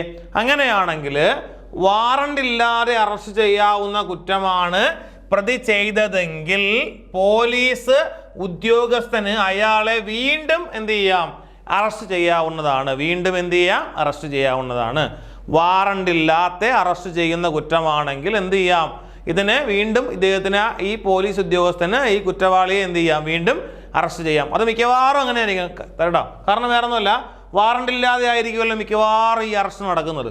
അതുകൊണ്ട് തന്നെ മിക്കവാറും എന്ത് ചെയ്യും, വീണ്ടും അറസ്റ്റ് ചെയ്യാവുന്ന കാര്യമാണെന്ന് എന്ത് ചെയ്യുക, ഒന്ന് അറിഞ്ഞിരിക്കുക. ഇനി അടുത്തത്, പ്രതി തൻ്റെ ശരിയായ പേരും വിലാസവും പോലീസിനോട് വ്യക്തമാക്കാൻ വിസമ്മതിച്ചാൽ അയാളെ അറസ്റ്റ് ചെയ്യാവുന്നതാണ് എന്നാണ് ഇവിടെ പറയുന്നത്. ഇത് ഓൾറെഡി ഞാനിവിടെ മുമ്പ് സൂചിപ്പിച്ചതാണ്. തൻ്റെ ശരിയായ മേൽവിലാസം, അതുപോലെ തൻ്റെ ശരിയായിട്ടുള്ള ID പ്രൂഫുകൾ പോലീസിന് വ്യക്തമാക്കാൻ വിസമ്മതിച്ചാൽ ആ ആളെ പോലീസിന് എന്ത് ചെയ്യാം, അറസ്റ്റ് ചെയ്യാവുന്നതാണ് എന്നെന്ത് ചെയ്യാം, ക്ലിയർ ആയിട്ട് ഇവിടെ പറയുന്നുണ്ട്. ഓക്കെ ആണല്ലോ. അങ്ങനെയാണെങ്കിൽ അറസ്റ്റ് ചെയ്യപ്പെട്ട വ്യക്തി ചെയ്ത കുറ്റം പോലീസിന് നേരിട്ട് എടുക്കാൻ പാടില്ലാത്തതോ, അതായത് നോൺ കൊഗ്നിസബിൾ അഥവാ ആ വ്യക്തി കുറ്റം ചെയ്തിട്ടില്ല എന്ന് വിശ്വസിക്കാൻ വ്യക്തമായ കാരണം ലഭിക്കുകയോ ചെയ്താൽ അയാളുടെ മൊഴി ശേഖരിച്ച ശേഷം ഉടൻ തന്നെ വിട്ടയക്കേണ്ടതാണ് എന്നും പറയുന്നുണ്ട്. ഓക്കെ ആണല്ലോ. കണ്ട് ടെൻഷൻ ആവേണ്ട ഒരു കാര്യവുമില്ല, ഇത്രയേ ഉള്ളൂ. അതായത് അറസ്റ്റ് ചെയ്യപ്പെട്ട വ്യക്തി കുറ്റം, അതായത് ചെയ്ത കുറ്റം പോലീസിന് നേരിട്ട് എടുക്കാൻ പാടില്ലാത്തതോ എന്ന് പറഞ്ഞാൽ വാറണ്ട് ഇല്ലാതെ അറസ്റ്റ് ചെയ്യാൻ പറ്റുന്നത് കൊഗ്നിസിബിൾ ആണ്, വാറന്റോട് കൂടി അറസ്റ്റ് ചെയ്യാൻ പറ്റുന്നത് നോൺ കൊഗ്നിസിബിൾ ആണല്ലോ. നോൺ കൊഗ്നിസിബിൾ എന്ന് പറയുമ്പോൾ വാറന്റോട് കൂടിയേ എന്ത് ചെയ്യാൻ പറ്റൂ, അറസ്റ്റ് ചെയ്യാൻ സാധിക്കുകയുള്ളൂ ആണല്ലോ. അങ്ങനെ അറസ്റ്റ് ചെയ്യാൻ സാധിച്ചില്ല എങ്കിൽ അറിയാലോ, ആ വ്യക്തി കുറ്റം ചെയ്തിട്ടില്ല എന്ന് വിശ്വസിക്കാൻ വ്യക്തമായ കാരണം ലഭിക്കുകയോ ചെയ്താൽ, അതായത് ആ ആള് തെറ്റ് ചെയ്തിട്ടില്ല എന്ന് നമുക്ക് മനസ്സിലായി കഴിഞ്ഞാൽ, പോലീസിന് മനസ്സിലായി കഴിഞ്ഞാൽ എന്ത് ചെയ്യാം, ആ ആളുടെ മൊഴി ശേഖരിച്ച ശേഷം ഉടൻ തന്നെ എന്താണ്, ആളിനെ വിട്ടയക്കണം. ഇത്രേ പറയുന്നുള്ളൂ. ഓക്കെ ആണല്ലോ. ഇത് മൊത്തം എടുക്കുമ്പോൾ നമുക്ക് ഇത്രേ മനസ്സിലായാൽ മതി. നോൺ കൊഗ്നിസിബിൾ കുറ്റമാണ് എങ്കിൽ, അതായത് വാറണ്ട് ഇല്ലാതെ അറസ്റ്റ് ചെയ്യാൻ സാധിക്കുന്നില്ല എങ്കിൽ, അല്ലെങ്കിൽ ആ ആൾ കുറ്റം ചെയ്തിട്ടില്ല എന്ന് നമുക്ക് ബോധ്യമായി കഴിഞ്ഞാൽ എന്ത് ചെയ്യാം, ആളിൻ്റെ മൊഴി എടുത്ത് എന്ത് ചെയ്യാം, ആളിനെ ഉടൻ തന്നെ വിട്ടയക്കേണ്ടതാണ് എന്നാണ് ഇതിനകത്ത് പറയുന്നത്. ഓക്കെ ആണല്ലോ. അപ്പോൾ എന്താണ് നമ്മളിവിടെ ഈ പറഞ്ഞ സെക്ഷൻ എന്ന് എന്ത് ചെയ്യുക, ഒന്ന് പരിശോധിക്കാം. 43, അതായത് സ്വകാര്യ വ്യക്തിയാലുള്ള അറസ്റ്റും അങ്ങനെ ചെയ്താലുള്ള നടപടിക്രമവും എന്തെന്നാണ് നമ്മൾ പറഞ്ഞത്. ആദ്യം പറഞ്ഞ എന്താണ്, അതെ, ഒരു പ്രഖ്യാപിത കുറ്റവാളിയോ ജാമ്യം അനുവദിക്കാൻ പാടില്ലാത്തതോ അങ്ങനെ പോലീസിന് നേരിട്ട് കേസെടുക്കാവുന്നതോ ആയിട്ടുള്ള എന്തെങ്കിലും കുറ്റം എന്ത് ചെയ്യാം, ഒരാൾ നടന്നു കഴിഞ്ഞാൽ ആ ആളിനെ സ്വകാര്യ വ്യക്തിക്ക് അറസ്റ്റ് ചെയ്യാവുന്നതാണ് ആണല്ലോ. ആണെങ്കിൽ ഇപ്രകാരം അറസ്റ്റ് ചെയ്യുന്ന പ്രതിയെ എത്രയും വേഗം അടുത്തുള്ള പോലീസ് സ്റ്റേഷനിൽ ഹാജരാക്കേണ്ടതാണ് എന്ന് പറയുന്നുണ്ട്. അങ്ങനെയാണെങ്കിൽ ആ പ്രതിയെ വീണ്ടും പോലീസിന് അറസ്റ്റ് ചെയ്യാം. എങ്ങനെ അറസ്റ്റ് ചെയ്യാം? അത് എന്താണ്, വാറണ്ടില്ലാത്ത അറസ്റ്റ് ചെയ്തതാണെങ്കിൽ എന്ത് ചെയ്യാം, അത് വീണ്ടും പോലീസിന് അറസ്റ്റ് ചെയ്യാം. പ്രതി തൻ്റെ ശരിയായ പേരും വിലാസവും പോലീസിനോട് വ്യക്തമാക്കാൻ വിസമ്മതിച്ചാൽ ആളിനെ എന്ത് ചെയ്യാം, അറസ്റ്റ് ചെയ്യാൻ സാധിക്കുന്നതാണ്. അറസ്റ്റ് ചെയ്യപ്പെട്ട വ്യക്തി ചെയ്ത കുറ്റം പോലീസിന് നേരിട്ട് എടുക്കാൻ പാടില്ലാത്തതോ നോൺ കൊഗ്നിസിബിൾ അഥവാ ആ വ്യക്തി കുറ്റം ചെയ്തിട്ടില്ലെന്ന് വിശ്വസിക്കാൻ വ്യക്തമായ കാരണം ലഭിക്കുകയോ ചെയ്തു കഴിഞ്ഞാൽ ആളുടെ മൊഴി ശേഖരിച്ച് എന്ത് ചെയ്യുക, ഉടൻ തന്നെ വിട്ടയക്കുക. ഇത്രയുമല്ലേ നമ്മൾ അതിനകത്ത് പഠിച്ചത്. അപ്പോൾ അടുത്ത സെക്ഷനിലേക്ക് പോകാമല്ലോ അല്ലേ. അപ്പോൾ അടുത്ത സെക്ഷൻ ഇതാണ്, സെക്ഷൻ നമ്പർ 44. എന്താണെന്ന് നോക്കാമല്ലോ. മജിസ്ട്രേറ്റിനാലുള്ള അറസ്റ്റ്. എന്താണ് മജിസ്ട്രേറ്റിനാലുള്ള അറസ്റ്റ്? എന്താണെന്ന് നോക്കുക. അറസ്റ്റ് ബൈ മജിസ്ട്രേറ്റ് എന്താണെന്ന് നോക്കാമല്ലോ. ഒരു എക്സിക്യൂട്ടീവ് മജിസ്ട്രേറ്റോ ഒരു ജുഡീഷ്യൽ മജിസ്ട്രേറ്റോ തൻ്റെ സാന്നിധ്യത്തിലോ അധികാര പരിധിക്കുള്ളിലോ ഏതെങ്കിലും കുറ്റം ചെയ്യുന്ന വ്യക്തിയെ സ്വന്തമായോ മറ്റൊരു സ്വകാര്യ വ്യക്തിയെ കൊണ്ടോ എന്താണ്, അറസ്റ്റ് ചെയ്യിപ്പിക്കാം. ആലോചിച്ചിട്ടുണ്ടോ ഒരു മജിസ്ട്രേറ്റിൻ്റെ പവർ എന്താണെന്ന് നോക്കിക്കേ. ഒരു എക്സിക്യൂട്ടീവ് മജിസ്ട്രേറ്റ് ആകാം, ഒരു ജുഡീഷ്യൽ മജിസ്ട്രേറ്റ് ആകാം, തൻ്റെ സാന്നിധ്യത്തിലാകാം, അല്ലെങ്കിൽ തൻ്റെ അധികാര പരിധിയിലുള്ള പ്രദേശങ്ങളിലാകാം. ഏതെങ്കിലും കുറ്റം ചെയ്യുന്ന വ്യക്തിയെ സ്വന്തമായി എന്ത് ചെയ്യാം, അറസ്റ്റിന് ഉത്തരവ് പുറപ്പെടുവിക്കാം, അറസ്റ്റ് ചെയ്യിക്കാം, അറസ്റ്റ് ചെയ്യാം. ഓക്കെ ആണല്ലോ. അല്ലെങ്കിൽ ഒരു സ്വകാര്യ വ്യക്തിയെ കൊണ്ട് പോലും എന്ത് ചെയ്യാം, അറസ്റ്റ് ചെയ്യിപ്പിക്കാം. ഇങ്ങനെയുള്ള മജിസ്ട്രേറ്റിൻ്റെ അറസ്റ്റിനെയാണ് സെക്ഷൻ 44 പറയുന്നത്. ഓക്കെ ആണല്ലോ. അപ്പോൾ മജിസ്ട്രേറ്റിൻ്റെ ഒക്കെ ഉള്ളൊരു പവർ ഒന്ന് ആലോചിച്ച് നോക്കി. ഇതാണ് മജിസ്ട്രേറ്റ് കേട്ടോ, മറക്കരുത്. എക്സിക്യൂട്ടീവ് മജിസ്ട്രേറ്റ്, ഒരു ജുഡീഷ്യൽ മജിസ്ട്രേറ്റിൻ്റെ ഏതാണ് അറസ്റ്റിനെ കുറിച്ചാണ് നമ്മൾ സെക്ഷൻ 44 പറയുന്നത്. ഓക്കെ അല്ലേ. അപ്പോൾ എന്താ സെക്ഷൻ 46 എന്ന് നോക്കിക്കേ. സെക്ഷൻ 46 അറസ്റ്റ് ചെയ്യുന്നത് എങ്ങനെ, അറസ്റ്റ് ഹൗ മെയ്ഡ്. എന്താണ് അറസ്റ്റ് ഹൗ മെയ്ഡ്? അറസ്റ്റ് ചെയ്യുന്നത് എങ്ങനെ, ഇങ്ങനെയാണ് നമ്മൾ പറയേണ്ടത്. ഓക്കെ ആണല്ലോ. അതിങ്ങനെയാണ്. വാക്കാലോ പ്രവൃത്തിയാലോ കസ്റ്റഡിയിൽ കീഴടങ്ങാത്ത ഒരു വ്യക്തിയെ അന്വേഷണ ഉദ്യോഗസ്ഥന് ബലമായി പിടിച്ച് അറസ്റ്റ് ചെയ്യുകയോ തടഞ്ഞു വെക്കുകയോ ചെയ്യാവുന്നതാണ് എന്നാണ് പറയുന്നത്. ഓക്കെ ആണല്ലോ. കേൾക്കുമ്പോൾ ബലപ്രയോഗമൊക്കെയാണ് വരുന്നത് കേട്ടോ. മനസ്സിലായി പെട്ടെന്ന് കേൾക്കുമ്പോൾ ഇതൊക്കെയാണല്ലോ വരുന്നത്. അങ്ങനെയല്ല, ഒന്നും കൂടെ ഒന്ന് വ്യക്തമായിട്ട് വായിച്ചു നോക്കുക കേട്ടോ. വാക്കാലോ പ്രവൃത്തിയാലോ കസ്റ്റഡിയിൽ കീഴടങ്ങാത്ത ഒരു വ്യക്തിയെ അന്വേഷണ ഉദ്യോഗസ്ഥന് ബലമായി പിടിച്ച് അറസ്റ്റ് ചെയ്യുകയോ തടഞ്ഞു വെക്കുകയോ ചെയ്യാവുന്നതാണ് എന്നാണ് പറയുന്നത്. ഓക്കെ ആണല്ലോ. വാക്കാലോ പ്രവൃത്തിയാലോ കസ്റ്റഡിയിൽ കീഴടങ്ങാത്ത ഒരു വ്യക്തിയെ, ഇതാണ് നമ്മൾ പറഞ്ഞത്. ആ ആൾ ചെയ്തിരിക്കുന്നത് കുറ്റമാണ്, പക്ഷെ ആൾ സമ്മതിക്കുന്നില്ല. ആളുടെ പ്രവൃത്തി കൊണ്ട് സമ്മതിക്കുന്നില്ല, വാക്ക് കൊണ്ട് സമ്മതിക്കുന്നില്ല. അങ്ങനെയാണെങ്കിൽ കസ്റ്റഡിയിൽ കീഴടങ്ങിയിട്ടില്ല എന്നാണല്ലോ നമുക്ക് അർത്ഥമാക്കുന്നത്. ആ വ്യക്തിയെ അന്വേഷണ ഉദ്യോഗസ്ഥന് ബലമായി പിടിച്ച് അറസ്റ്റ് ചെയ്യേണ്ടി എന്ത് ചെയ്യും, വരുന്ന സിറ്റുവേഷൻ ഉണ്ടാവും. മനസ്സിലാവുമല്ലോ. അങ്ങനെ ഒരു സിറ്റുവേഷൻ ഉണ്ടായിക്കഴിഞ്ഞാൽ എന്ത് ചെയ്യാം, പോലീസ് ഉദ്യോഗസ്ഥന് അറസ്റ്റ് ചെയ്യാവുന്നതാണ് എന്നാണ് ഇതിനകത്ത് പറയുന്നത്. ഏതാണ് 46 അറസ്റ്റ് ചെയ്യുന്നത് എങ്ങനെയും നമ്മൾ ആദ്യമായിട്ട് കാണുന്നത് ഈ കാണുന്നതാണ്. അങ്ങനെയാണെങ്കിൽ അറസ്റ്റ് ചെയ്യപ്പെടുന്ന ആൾ അറസ്റ്റിൽ നിന്ന് ഒഴിവാകാൻ എന്തെങ്കിലും ബലപ്രയോഗം നടത്തിയാൽ പോലീസ് ഉദ്യോഗസ്ഥന് ആ വ്യക്തിയെ അറസ്റ്റ് ചെയ്യാൻ ആവശ്യമായ എല്ലാ മാർഗങ്ങളും ഉപയോഗിക്കാം. ഓക്കെ ആണല്ലോ. അതായത് ഇതേപോലെ നമ്മൾ ബലമായിട്ട്, അതായത് ഇതിനകത്ത് പറയുന്നത് എന്താണ്, തടഞ്ഞു വെക്കുമ്പോൾ, അതായത് ഇങ്ങനെ അന്വേഷണ ഉദ്യോഗസ്ഥന് ബലമായി പിടിച്ച് അറസ്റ്റ് ചെയ്യുകയോ തടഞ്ഞു വെക്കുകയോ ചെയ്യാം. അതായത് ബലം പ്രയോഗിക്കുന്ന കാര്യമാണല്ലോ പറയുന്നത്. അങ്ങനെ ബലം പ്രയോഗിക്കുമ്പോൾ അറസ്റ്റ് ചെയ്യപ്പെടുന്ന ആൾ അറസ്റ്റിൽ നിന്ന് ഒഴിവാകാൻ എന്തെങ്കിലും ബലപ്രയോഗം തിരിച്ച് നടത്തുകയോ പോലീസ് ഉദ്യോഗസ്ഥൻ അങ്ങനെ എന്തെങ്കിലും ഒരു കാര്യം ഉണ്ടായാൽ പോലീസ് ഉദ്യോഗസ്ഥന് ആ വ്യക്തിയെ അറസ്റ്റ് ചെയ്യാൻ ആവശ്യമായ എല്ലാ മാർഗങ്ങളും ഉപയോഗിക്കാം. എല്ലാ മാർഗം എന്ന് പറഞ്ഞു കഴിഞ്ഞാൽ പിടിച്ചു വയ്ക്കാം. ഓക്കെ ആണല്ലോ. അപ്പോൾ ഇങ്ങനെ വന്നു കഴിഞ്ഞാൽ ചിലപ്പോൾ എന്ത് ചെയ്യേണ്ടി വരും, ആളിനെ ശാരീരികമായി കീഴടക്കേണ്ടി വരും. അപ്പോൾ അതിനെ കൊണ്ടും അത് കഴിഞ്ഞില്ല എങ്കിൽ എന്ത് ചെയ്യാം, സ്വകാര്യ വ്യക്തികളുടെ സഹായം തേടാം. നമ്മളിത് മുമ്പ് പഠിച്ചിട്ടുള്ളതാണ് കേട്ടോ. ഇതേപോലെയുള്ള എന്ത് ചെയ്യാം. അപ്പോൾ ഇങ്ങനെ എന്തെങ്കിലുമൊക്കെ മാർഗങ്ങൾ, എന്ത് മാർഗങ്ങൾ ഉപയോഗിച്ചും കീഴടക്കാം, അറസ്റ്റ് ചെയ്യാം എന്നാണ് ഇതിനകത്ത് പറയുന്നത്. ഓക്കെ ആണല്ലോ. അതായത് പോലീസ് ഉദ്യോഗസ്ഥൻ്റെ ആ ഒരു അധികാര പരിധി കാണിക്കുന്ന ഒരു സെക്ഷനാണ് ഈ കാണുന്നത്. അങ്ങനെയാണെങ്കിൽ അടുത്ത് നോക്കിക്കേ, ജീവപര്യന്തമോ വധശിക്ഷയോ ഇവ രണ്ടും ഒരുമിച്ചോ ശിക്ഷ കിട്ടാൻ സാധ്യതയില്ലാത്ത ഇവ രണ്ടും ഒരുമിച്ച് കിട്ടാൻ സാധ്യതയില്ലാത്ത, ഓക്കെ ആണല്ലോ, ഒന്നുകിൽ ജീവപര്യന്തം അല്ലെങ്കിൽ വധശിക്ഷ, അല്ലെങ്കിൽ ഇവ രണ്ടുമോ ഒരുമിച്ച് കിട്ടാൻ സാധ്യതയില്ലാത്ത ആരെ, പ്രതികളെ അറസ്റ്റ് ചെയ്യുമ്പോൾ മരണം സംഭവിക്കാവുന്ന ബലപ്രയോഗം പോലീസ് ഉദ്യോഗസ്ഥന് സ്വീകരിക്കാൻ അവകാശം നൽകുന്നില്ല എന്നാണ് പറയുന്നത്. ശ്രദ്ധിക്കുക, ഒരാളിന് ജീവപര്യന്തമോ അല്ലെങ്കിൽ വധശിക്ഷയോ വിധിച്ച ഒരാളാണെങ്കിൽ പോലും പോലീസിന് മരണം സംഭവിക്കാനുള്ള ആ ബലപ്രയോഗം നടത്താൻ ഒരിക്കലും സാധ്യമല്ല. ഇത് നിങ്ങൾ ഇത്രയും കണ്ടിട്ട് ഒന്നും പേടിക്കേണ്ടതില്ല. പോലീസിന് ഒരു പ്രതിയെയും, ഇനി ഏത് പ്രതിയാണെങ്കിലും ശരി, പ്രതിയെയും ഒരിക്കലും മരിക്കാൻ തക്കവണ്ണമുള്ള ബലപ്രയോഗത്തിന് ഒരിക്കലും സാധ്യമാകുന്നില്ല. അതിന് നമുക്ക് ഒരു നിയമത്തിലും പറയുന്നില്ല.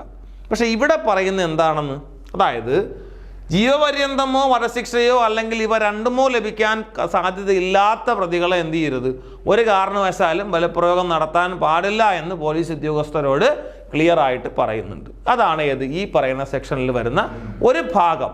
ഓക്കെ ആണല്ലോ.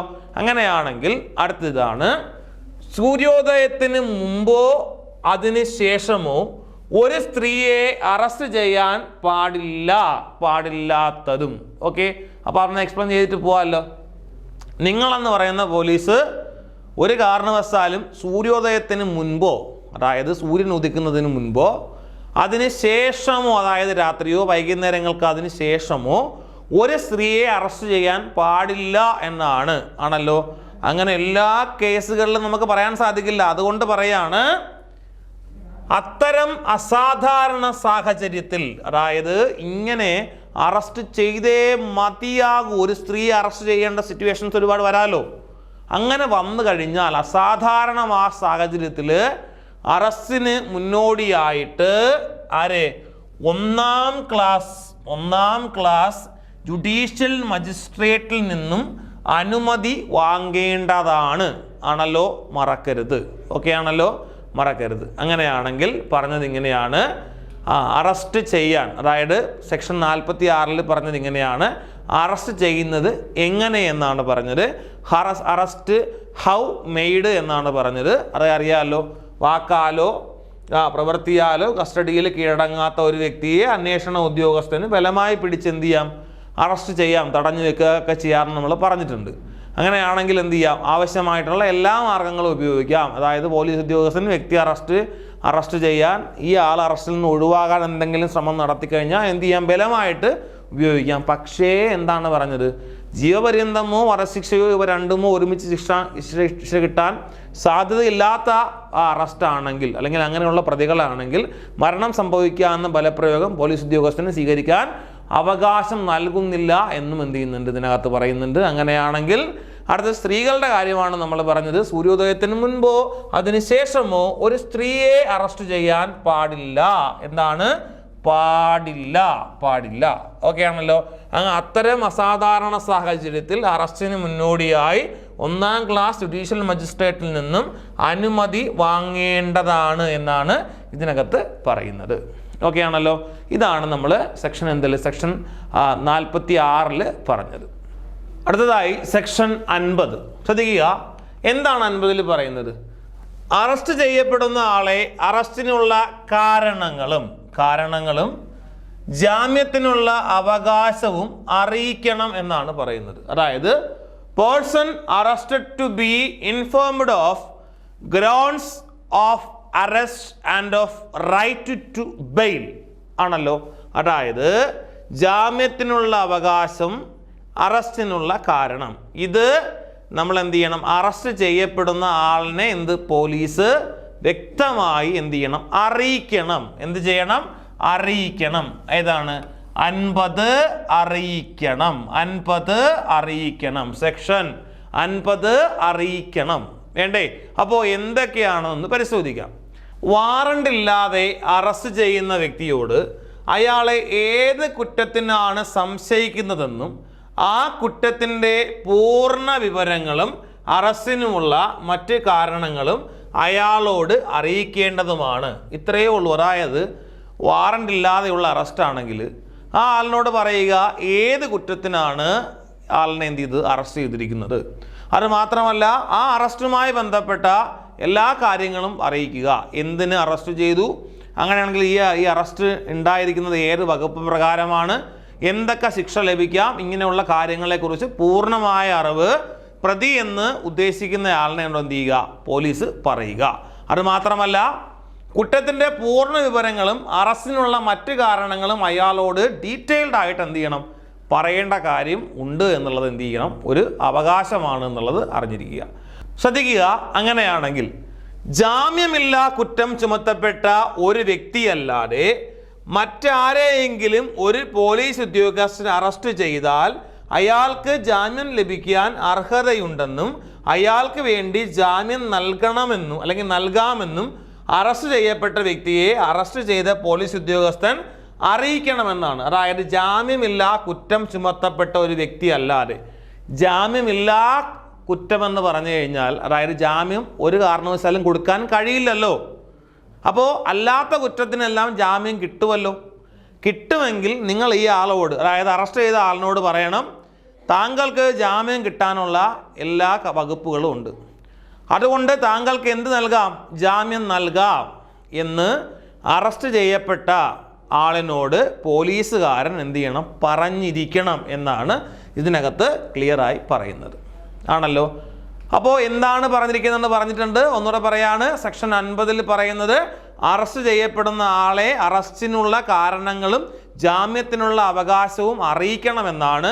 അതിന് പ്രകാരം നമ്മൾ പറഞ്ഞിട്ടുണ്ട്, വാറണ്ട് ഇല്ലാത്ത അറസ്റ്റ് ആണെങ്കിൽ ആ വ്യക്തിയോട് ഏത് കുറ്റത്തിനാണ് അറസ്റ്റ് ചെയ്തിരിക്കുന്നത് അല്ലെങ്കിൽ സംശയിക്കുന്നതെന്നും ഇതിൻ്റെ പൂർണ്ണമായ വിവരങ്ങളും ആളോട്, പ്രതിയെന്ന് സംശയിക്കുന്ന ആളോട് അല്ലെങ്കിൽ അറസ്റ്റ് ചെയ്ത ആളിനോട് പറയണം. ജാമ്യമില്ലാ കുറ്റം ചുമത്തപ്പെട്ട ഒരു വ്യക്തിയല്ലാതെ മറ്റാരെയെങ്കിലും പോലീസ് ഉദ്യോഗസ്ഥനെ അറസ്റ്റ് ചെയ്താൽ ആൾക്ക് ജാമ്യം ലഭിക്കാൻ എന്താണ് അർഹതയുണ്ടെന്നും അയാൾക്ക് ജാമ്യം കൊടുക്കാമെന്നും എന്ത് ചെയ്യണം, പോലീസ് ഉദ്യോഗസ്ഥൻ ഈ ആളിനോട് അറസ്റ്റ് ചെയ്യപ്പെട്ട ആളിനോട് എന്ത് ചെയ്യണം, പറയണം ആണല്ലോ. അപ്പോൾ അടുത്ത സെക്ഷൻ ഏതാണെന്ന് പരിചയപ്പെട്ടൂടെ? Section number 51. സെക്ഷൻ നമ്പർ 51 എന്താണെന്ന് പരിശോധിക്കാം. ഓക്കെ അല്ലേ? അറസ്റ്റ് ചെയ്യപ്പെടുന്ന ആളെ പരിശോധിക്കലാണ് സെക്ഷൻ 51. ഓക്കെ ആണല്ലോ? അറസ്റ്റ് ചെയ്യപ്പെടുന്ന ആളെ പരിശോധിക്കൽ, search of arrested persons. Okay, വീണ്ടും പറയാണ്, പരിശോധന എന്ന് കേൾക്കുമ്പോൾ മെഡിക്കൽ പരിശോധനയായിട്ട് പോകരുത്. നമ്മൾ അല്ലാത്ത പരിശോധനയാണ്. അതെന്താണെന്ന് വളരെ എക്സാക്റ്റ് ഇനി അങ്ങോട്ട് പറയാൻ പോവാണ്.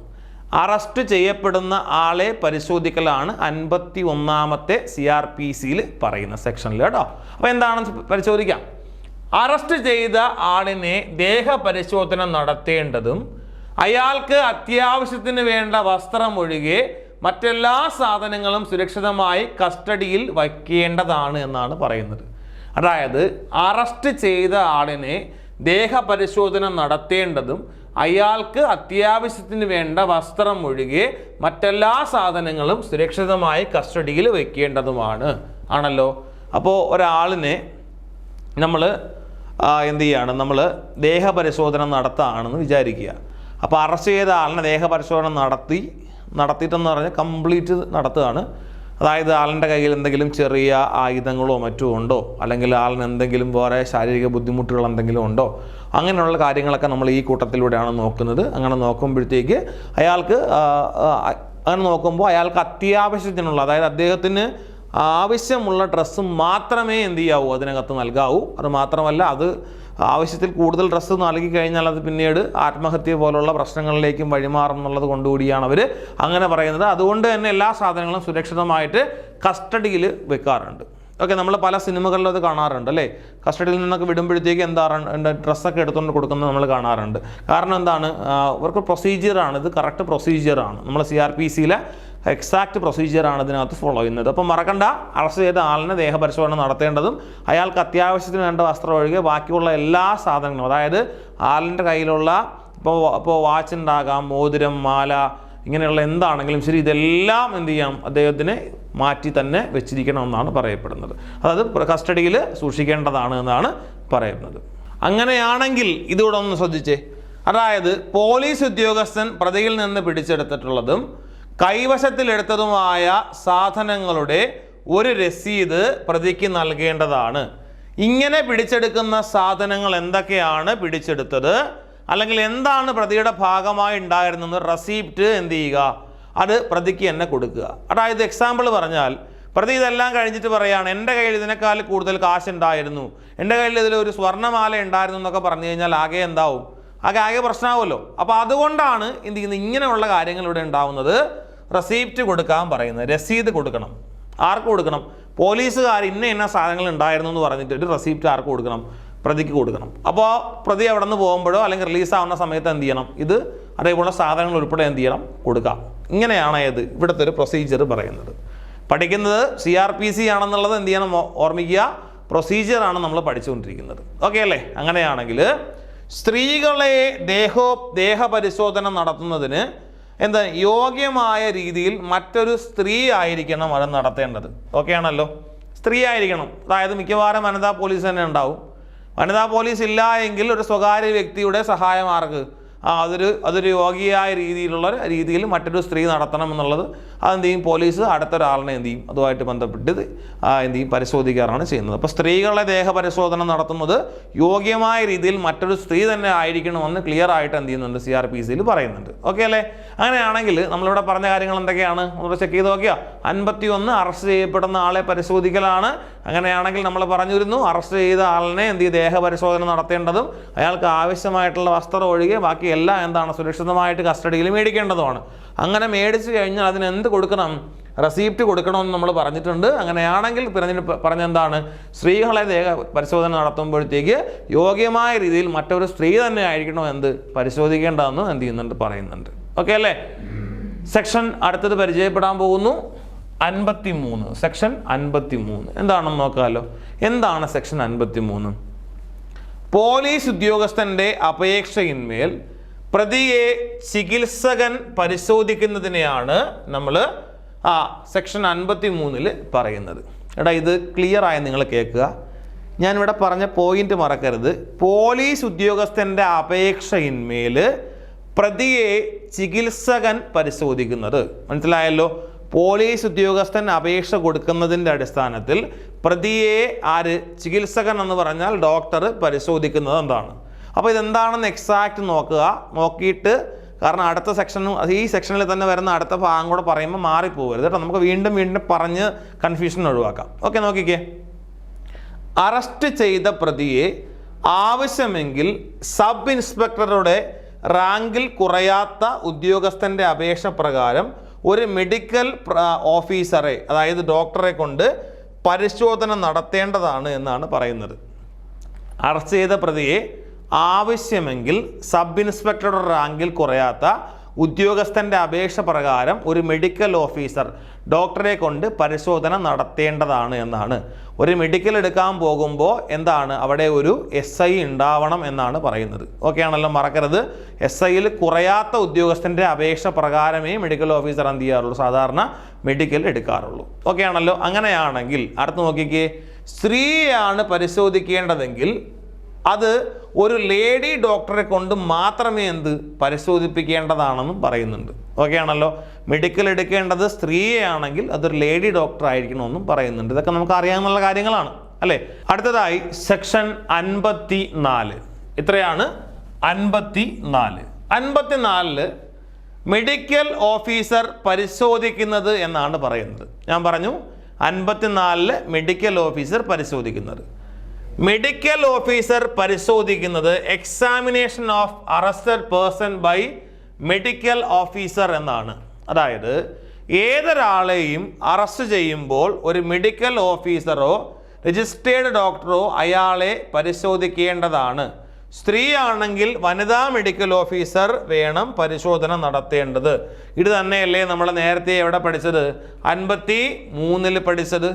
പോലീസ് ഉദ്യോഗസ്ഥൻ്റെ അപേക്ഷയിന്മേൽ പ്രതിയെ ചികിത്സകൻ പരിശോധിക്കുന്നത് 53 ആണല്ലോ. 53 പോലീസ് ഉദ്യോഗസ്ഥൻ്റെ അപേക്ഷയിന്മേൽ പ്രതിയെ ചികിത്സകൻ പരിശോധിക്കുന്നത് അതങ്ങനെയുള്ള കേസുകളിലാണ്. അതായത് പോലീസ് എന്ത് ചെയ്യണം, പോലീസിൻ്റെ ഉദ്യോഗസ്ഥൻ്റെ അപേക്ഷയിന്മേലാണ് പ്രതിയെ എന്ത് ചെയ്യുന്നത്, ചികിത്സകൻ പരിശോധിക്കുന്നത് എന്നാണ് പറഞ്ഞത്.